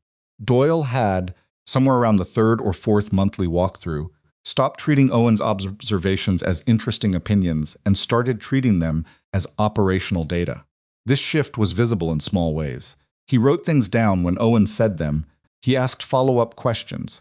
He stopped looking toward Mara for confirmation after Owen spoke. Mara noticed all of this and said nothing. One afternoon, in October, she arrived at the Ransom Bottomland for an unscheduled check and found Doyle and Owen standing at the edge of the third paddock in the middle of a conversation that stopped when she approached but picked back. Up again when she said, "Don't stop on my account." Owen was explaining the seed bank emergence in the cooler burn sections, which was ahead of schedule and showing better species diversity than they'd projected. And Doyle was listening with the focused attention of a man who has decided that something he didn't understand is worth understanding. "The native mix is more drought tolerant than the fescue stand you lost," Owen was saying. "Long term, the recovered pasture is going to outperform what burned." Doyle was quiet for a moment. "That goes against everything I was told about pasture establishment." "It goes against conventional pasture establishment," Owen said, "which isn't designed for this terrain or this climate. Native restoration is different." Doyle looked at Mara. "He always like this?" "Usually worse," she said. Owen looked slightly pained. Doyle almost laughed, actually. Almost laughed. The first time Mara had seen that from him in any context that wasn't at someone else's expense. It was a small thing. She drove home thinking about it anyway. The peer-reviewed paper that she and Marcus Webb co-authored was published in December in the Journal of Appalachian Land Management, which was not a publication that most people in Harlan County had ever heard of, and it created exactly the kind of quiet, specific disruption in the right circles that Marcus had said it would. She received 11 emails in the 2 weeks after publication from researchers, from extension agents, from a land trust organization in Virginia, from a graduate student in Kentucky who was trying to do something similar and wanted to ask 4 pages of very specific questions. She answered all of them. It took her a week. Marcus called after the publication to tell her that Secession at a regional land management conference in February had requested them as presenters, and this time didn't say no. She said, "I'll do it if Owen comes." A pause. "He's not on the paper," Marcus said. "He should be," she said. "He contributed data and methodology, and you know it." Another pause. "He's 19, and he doesn't have any academic credentials. He has 3.5 years of field data, and he's better at explaining the rotation methodology than I am," she said. "His name goes on the revised acknowledgments, and he presents the field observation section." Marcus was quiet for a moment. She could hear him thinking, which, in her experience of academic researchers, was a distinct sound, not silence, but the active quiet of a person reconfiguring. "Okay," he said. "I'll arrange it." She told Owen that evening. He was at the kitchen table with his own notebook, working through something she hadn't asked about, and he looked up when she told him, and he looked up when she told him, and then looked back down, and was quiet for a long moment. "I don't know how to do a conference presentation," he said. "Nobody does." The first time she said, "You'll figure it out. You explain the rotation methodology to landowners every week. That's different." "It's not as different as you think." He looked up again. "Why does it matter to you that I'm there?"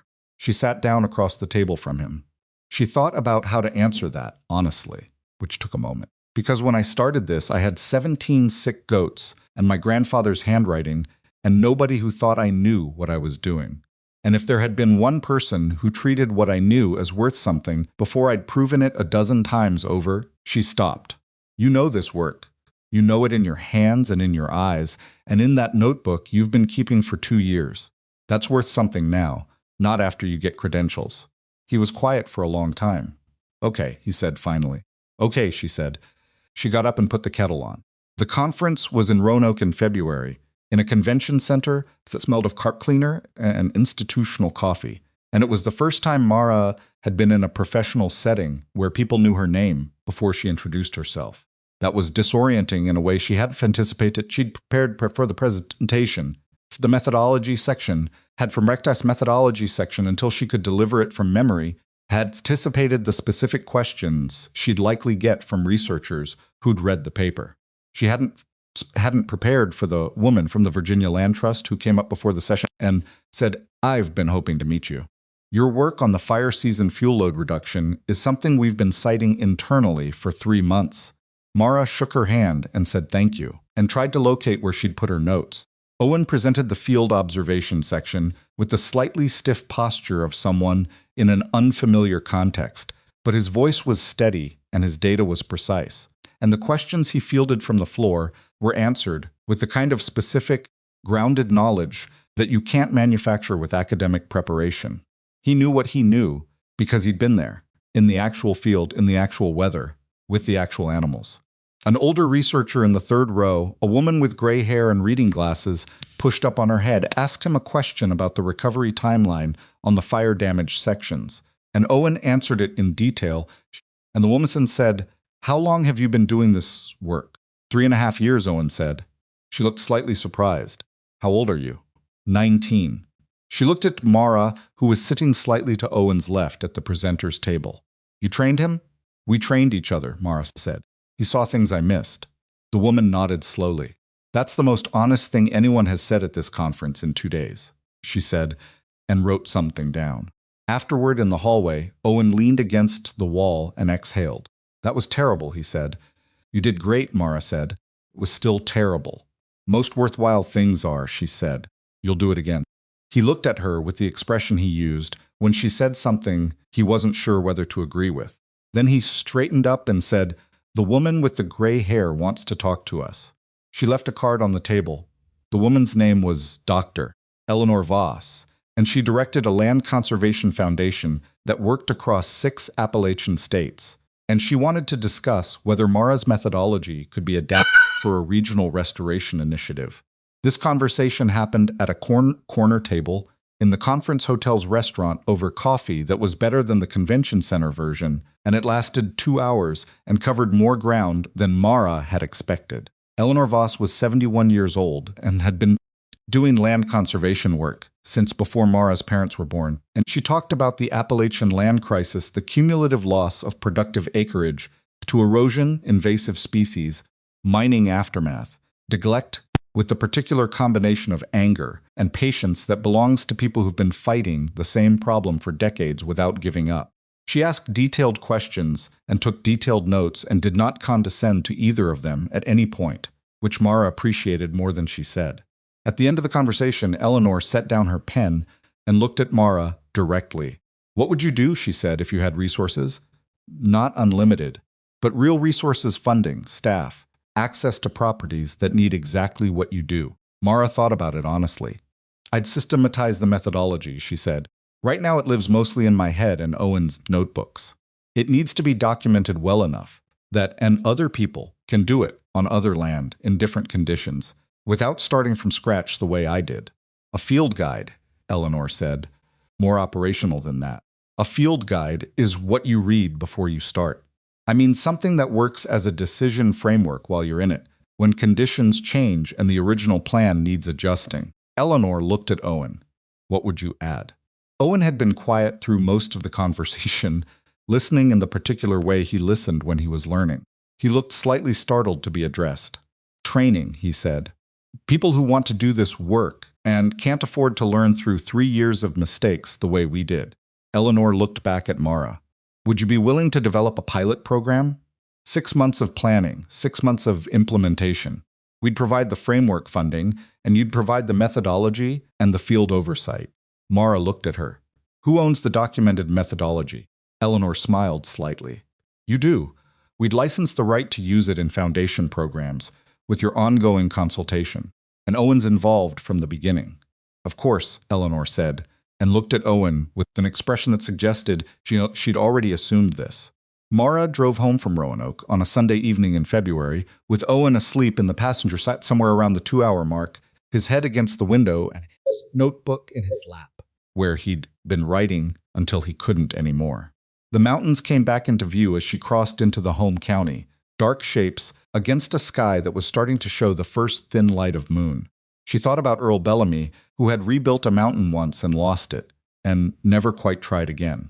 She thought about what it cost a person to start over, and whether the difference between the people who did and people who didn't was ability or luck or stubbornness, or some combination of all three that didn't have a clean name. She thought it was probably the stubbornness, mostly. The particular variety that doesn't look like strength from the outside, the kind that's quiet and daily and unglamorous and looks, to people watching from a distance, like foolishness right up until it doesn't.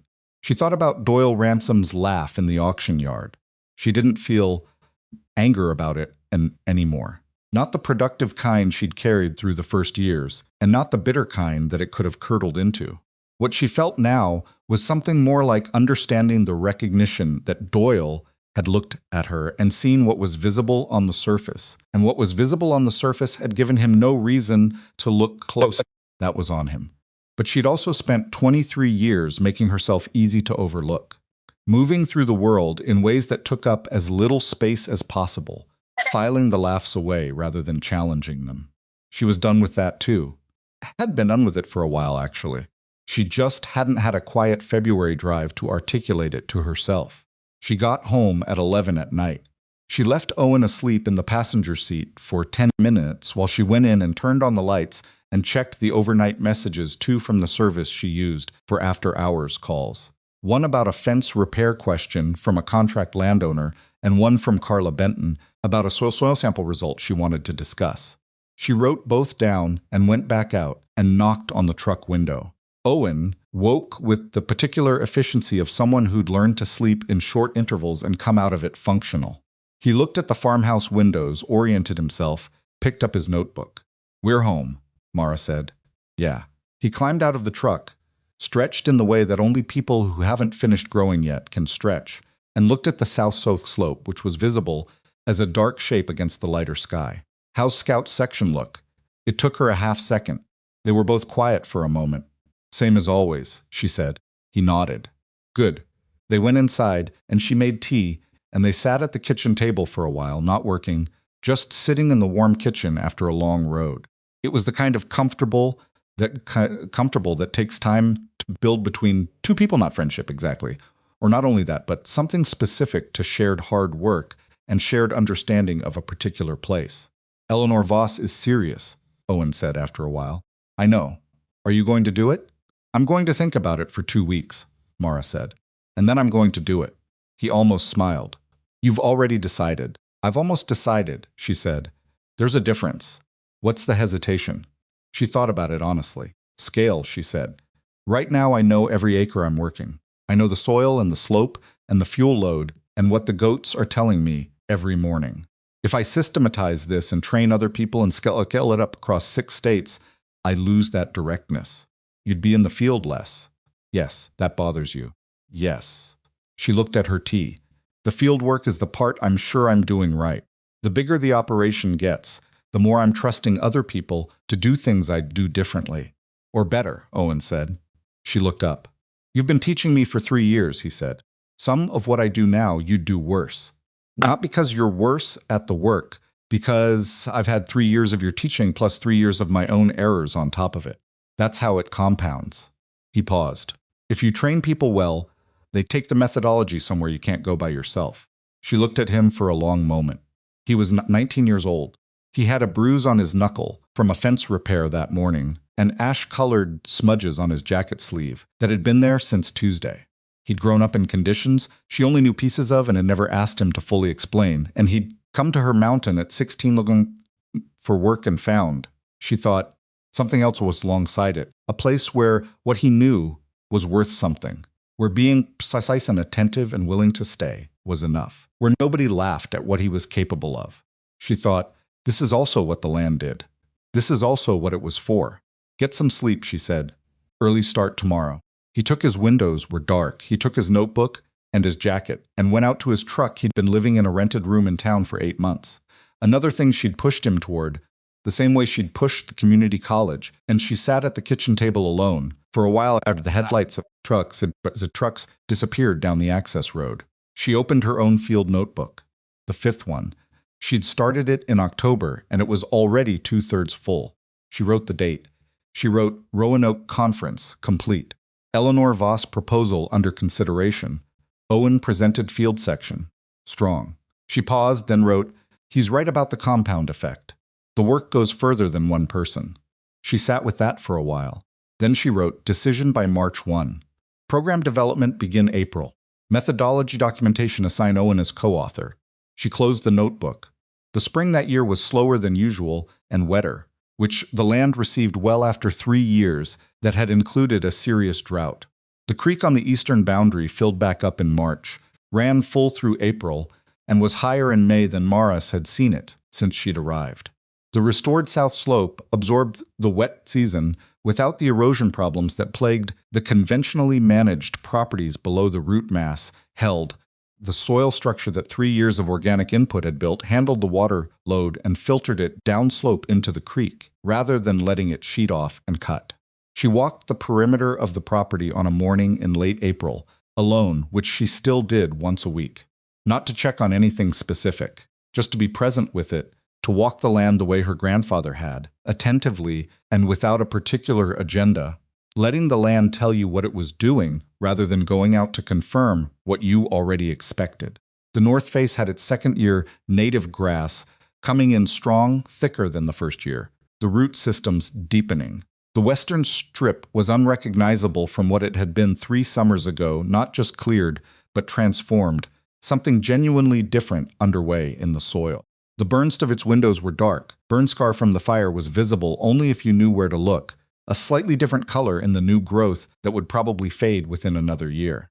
She stood at the highest accessible point on the north face and looked in all directions. To the south, her restored pasture, running down to the county road. To the east, Preston Aldridge's property, whose boundary with hers was now a continuous green line that neither of them had planned but both of them maintained. To the west, the Ransom bottomland, invisible from here but somewhere in her mind at all times, going into its 10th month of recovery, ahead of schedule, the native seed bank emerging the way Felicia had said it would, the way Earl's journals had predicted, if you read them right. To the north, the far ridge, other people's land, some of it managed well, some of it not, some of it in the condition her land had been in when she arrived, waiting, maybe, for something, or someone. She thought about Eleanor Voss's question, what would you do with real resources? She thought about her own answer, and Owen's, and the gap between where she was and where the work could go. She thought about a sentence in the 5th field notebook, written in her own handwriting on a February night. The work goes further than one person. She was 26 years old. She'd started this with 17 animals. Nobody wanted on land nobody valued. And she'd built something real out of it, not elegant, not without failure, not the way it looks in the version people tell afterward when they smooth the rough edges off and make it into a parable. The real version had a goat that died on a Tuesday, and fence posts driven wrong, and a knee she'd injured in the dark, and a mother who still called with a careful, worried voice, and a mountain that had beaten her on specific days in specific ways that she carried in her body permanently. The real version also had a south slope greening in April, a restored creek, 46 goats, a field manager who would go further than she could, a methodology documented well enough to teach, and 14 names on a waiting list, each one a piece of land somewhere in these mountains that was waiting to be given another chance. She pulled out the field notebook. She'd started carrying it in her jacket pocket on the property walks, which was a concession to the volume of things she needed to track, and wrote, on a fresh page, April 24. North face second-year grass density above projection. Eastern boundary creek at seasonal high. Western strip full establishment by fall. She paused, looking out at the ridge. Then she wrote, begin methodology documentation May 1. Owen primary field documentation. Marcus academic framework. Eleanor's program formal acceptance letter this week. She wrote one more line, not because anyone else would read it there, but because sometimes writing something sit more fully true. This land recovered, not because it was easy, because someone stayed. She closed the notebook and started back down the slope. The farmhouse was visible below, smoke coming from the chimney because she'd left a fire going before the morning walk. The barn to the left of it, structurally sound now. The equipment shed, slightly out of square, absolutely solid. Most of its windows were dark, The water line running along the northern boundary, which had saved the herd during the drought year and would save it again in whatever drought came next. Because in these mountains, there was always another drought coming, another fire season, another year that tested whether what you'd built was real. She was almost to the lower paddock when she heard a truck on the access road. She paused and looked down and recognized it after a moment as Doyle Ransom's dark green truck, which she hadn't been expecting this morning. He parked if its windows were dark. He parked and got out and looked around the property in the way he'd developed over 8 months of monthly walkthroughs, attentive and specific. The look of a man learning to see land differently than he'd seen it before. He saw her on the slope, and while she came down, which he'd also learned to do, instead of meeting her halfway and hurrying the exchange. "Wasn't expecting you today," she said when she reached him. "I know, I was driving past." He looked slightly uncomfortable with this admission, which meant he'd been doing something he didn't usually acknowledge doing. "I've been driving past most mornings, actually, just to see how the bottomland looks from the road." "What's it look like from the road?" He was quiet for a moment. "Green," he said, "different from the surrounding properties. You can see it even from the county road." She nodded. "I wanted to ask you something," he said. "Ask." He looked at the south slope. He looked at it for long enough that she let him look, because she recognized the expression, the specific look of a man reconfiguring something he'd held a long time. "When you came to my bottomland last September," he said, "that you found the seed bank, the dormant native species under the burned ground." "Yes." "Were you looking for it, or did you find it by accident?" She thought about the honest answer. "I was looking for what was survivable," she said. "The seed bank was there. I didn't put it there. But you knew it might be," he said. "I knew what that kind of soil could hold if you hadn't burned it too hot or worked it too hard. Your bottomland hadn't been chemically treated. The fire was hot in some sections, but not all. Those were the conditions where dormant native seed survives." He was quiet for a moment. Earl Bellamy knew that. "He did. And you got it from his journals."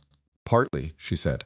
"And from Felicia Watts and Marcus Webb and Terrence, and 3.5 years of making mistakes on my own ground before I started making them on other people's." He nodded slowly. He looked back at the south slope. "My father farmed bottomland 30 miles from here," he said. "Conventional operation. He taught me the conventional way, and I never thought to question it because it worked well enough." He paused. "Well enough isn't the same as well." Mara didn't say anything. "I'm not asking you to tell me I was right," he said. "I know I wasn't. I'm asking—" He stopped. Tried again. "I've got another 60 acres on the north end of my property. It's not burned, just overgrown. Been out of production for 8 years. I've been looking at it the way you looked at this place when you first came up here." She looked at him. "I'd like to know if there's something under it," he said. "The way there was something under this." It was possibly the most honest thing Doyle Ransom had said in her presence, and they both knew it. He wasn't asking for a favor. He wasn't making a business proposition. He was asking whether his land was redeemable. "There's usually something under it," she said. "If you haven't destroyed the soil profile, there's usually something left." "How do you find out?" "You dig," she said. "You sample. You look at what's still alive at the root level before you decide what's possible." He nodded. He put his hat back on, adjusted it. "I'll call about the scheduling," he said, "when you have time." "Owen manages the scheduling," she said. "Call him." He nodded. He walked back toward his truck, and she watched him go, and she thought about a man who could have held his position forever, and instead drove past a neighbor's land most mornings trying to understand what he'd gotten wrong. People were full of surprises if you gave them the conditions to be. Terrence retired in June. He didn't announce it ahead of time. He told Mara on a Thursday afternoon when she came in for supplies, said it the same way he said everything flat, specific, without drama. He was going to stay on 2 days a week for a while, help his nephew transition in. He'd been at the store for 41 years. Mara stood at the counter and looked at him. "You're going to be bored," she said. "Probably," he said. "You should come up to the ridge sometime," she said. "I've got data I've been wanting to show you. From the South Slope restoration. You'd have things to say about it." He looked at her for a moment. "Earl would have liked what you've done up there." She hadn't expected that. She didn't have an immediate response.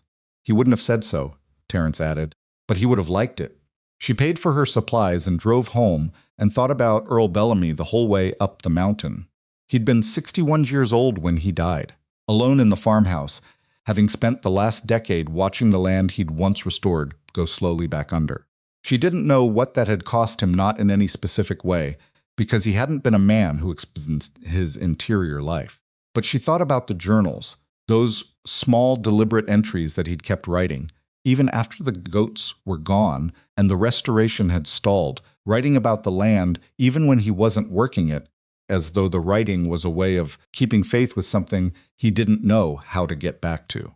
He'd needed someone to come after him. She hoped she was what he'd needed. Darlene came to the mountain in July. This was not a given. Mara had invited her 3 times in 3.5 years, and twice Darlene had found reasons her work schedule, the drive, the heat, and once she'd said she would come, and then hadn't called until the day she was supposed to arrive to say she couldn't make it, which had been a difficult phone call for both of them in ways neither fully articulated. But in July she came. She drove up the mountain road in her small sedan, which was not built for the switchbacks, and parked crookedly in the gravel area near the farmhouse, and got out looking slightly shaken from the drive and slightly unsure of what she'd find. Mara met her in the driveway.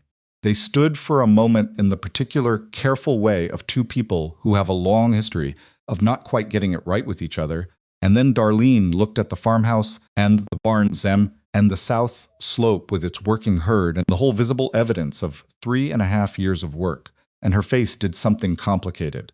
"Well," she said. "Well," Mara agreed. Most of its windows were dark. They went inside and Mara made coffee, and they sat at the kitchen table, the same table where Mara had sat 4 years ago, and read Earl's journals for 4 hours straight and made the decision that had changed everything. And Darlene looked around. The kitchen, which was clean and functional, and still had some of Earl's old things on the walls, things Mara hadn't moved because she hadn't wanted to. "He kept this place exactly the same for 30 years, Darlene said, not quite softly. "I know," Mara said. "I used to hate coming here." She looked at her coffee cup. "It wasn't the mountain. It was him and me, but I put it all together in my head." "I know that too," Mara said. Darlene looked out the window at the south slope. "Is that where the goats are?" "Some of them. Owen has part of the herd on the ransom contract." "Who's Owen?" Mara paused. "My field manager. He started when he was 16. He presents at land management conferences now." Darlene looked at her with an expression that had something surprised in it, and something that might have been, Mara thought, carefully pride, if Darlene had found a way to that. "You taught him?" "We taught each other," Mara said, and remembered saying it in the Roanoke Convention Center and Eleanor Voss writing it down. They spent 2 days together, which was longer than they'd managed in years. Darlene walked the south slope on the second morning slowly, stopping frequently, and Mara walked beside her without trying to explain everything or fill all the silence. Most of its windows were dark. There was a lot of silence between them that had, over the course of 3.5 years and a lot of short phone calls and some difficult conversations, become less hostile and more simply present the silence of 2 people who don't naturally understand each other but have stopped pretending otherwise. At the top of the slope, Darlene stopped and looked at the view.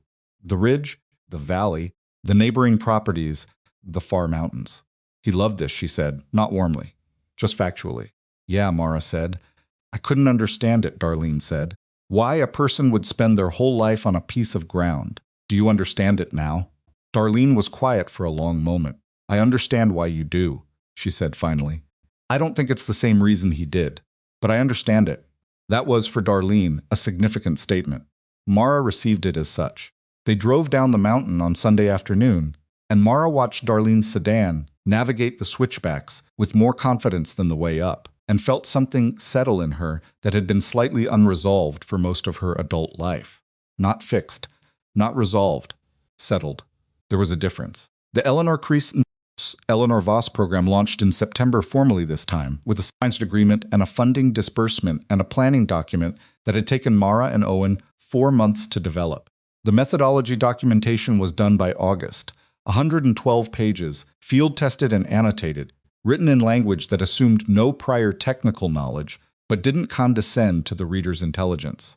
Owen had written 60 of those pages in first draft and revised the rest. Marcus Webb had contributed a technical appendix. Terrence, in one of his 2 days a week at the feed store, had read the whole thing and sent back 3 pages of handwritten notes in Earl Bellamy's same small, deliberate style, which Mara had incorporated almost entirely. The first training cohort was 8 people landowners and aspiring restorationists from 4 states, with a range of backgrounds that included a retired school teacher, a former coal industry worker trying to reclaim mined land, a woman in her 60s with 90 acres of abandoned orchard, and a 20-year-old who'd heard about the methodology from a YouTube video about the Granger County fire, which Mara had not known existed until the 20-year-old mentioned it. She thought about that for a while after the cohort's first session. Somewhere out there, the fire and the Green Ridge and the story of 17 unwanted goats had traveled in directions she hadn't tracked and landed with someone she'd never met and brought them here. That was the compound effect Owen had been talking about. Not in the abstract, in the specific. She stood at the edge of the south slope on the last of the first cohort session, watching 8 people she'd spent 3 days teaching walk. The paddock rotation she'd been running for 4 years. Owen was with them, explaining the soil sampling protocol, and she could hear his voice carrying on the September air, steady and specific and confident in the way it had become over 3 years of doing the actual work. She watched him and she thought, this is what the land is also for. Not just the grass and the fuel load and the water table, but this. A boy who'd arrived at 16 with calloused hands and 2 big boots and a bruise he wasn't trying to hide, who'd turned into a man who knew how to stand in a field and teach what he knew to people who needed to learn it. The mountain had done that too, in its patient, unplanned, unsentimental way. The first frost of fall came in October, early and sharp. Mara woke at 5 in the morning to the particular silence of a frozen night and lay in bed for a moment before getting up. She could hear the farmhouse settling in the cold, the sounds she'd learned over 4 years, the specific creaks and pops of this particular structure in these particular temperatures. She got up. She made coffee. She stood at the kitchen window while it brewed and looked at the south slope in the pre-dawn dark. She was 26 years old. She had a body that ached in the mornings. She had 46 goats and 146 acres and a field manager and a university partnership and a pilot restoration program and a waiting list that she had no realistic plan to clear before next summer.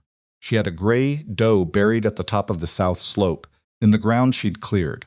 She had 4.5 field notebooks on the shelf, dense with the specific evidence of how a piece of land gets changed not quickly, not cleanly, not through force, but through attention and time and the willingness to stay when the reasons to leave were plentiful and obvious. The coffee finished. She poured a cup. She sat down at the kitchen table with the 5th notebook and a fresh page. She wrote the date. She wrote first frost. Herd adjusted well. South slope holding green into late fall, 3rd consecutive year. She stopped. Then she wrote, Earl worked this land for 51 years. I've been at it for 4.5. He cleared it once and lost it. I cleared it again and added something he didn't have: documentation, a network, a person who can carry it forward when I can't. She paused for a long time. Then she wrote the last thing, slowly, like she meant every word. The land doesn't care who we thought we were. It only responds to what we do. That's the hardest lesson. That's also the merciful one. She closed the notebook. Outside, the frost was lifting in the first gray light, and the south slope was coming visible in the dawn, the native grass, pale with cold roots, in deep holding. She got up, pulled on her jacket, and went out to start the morning feed.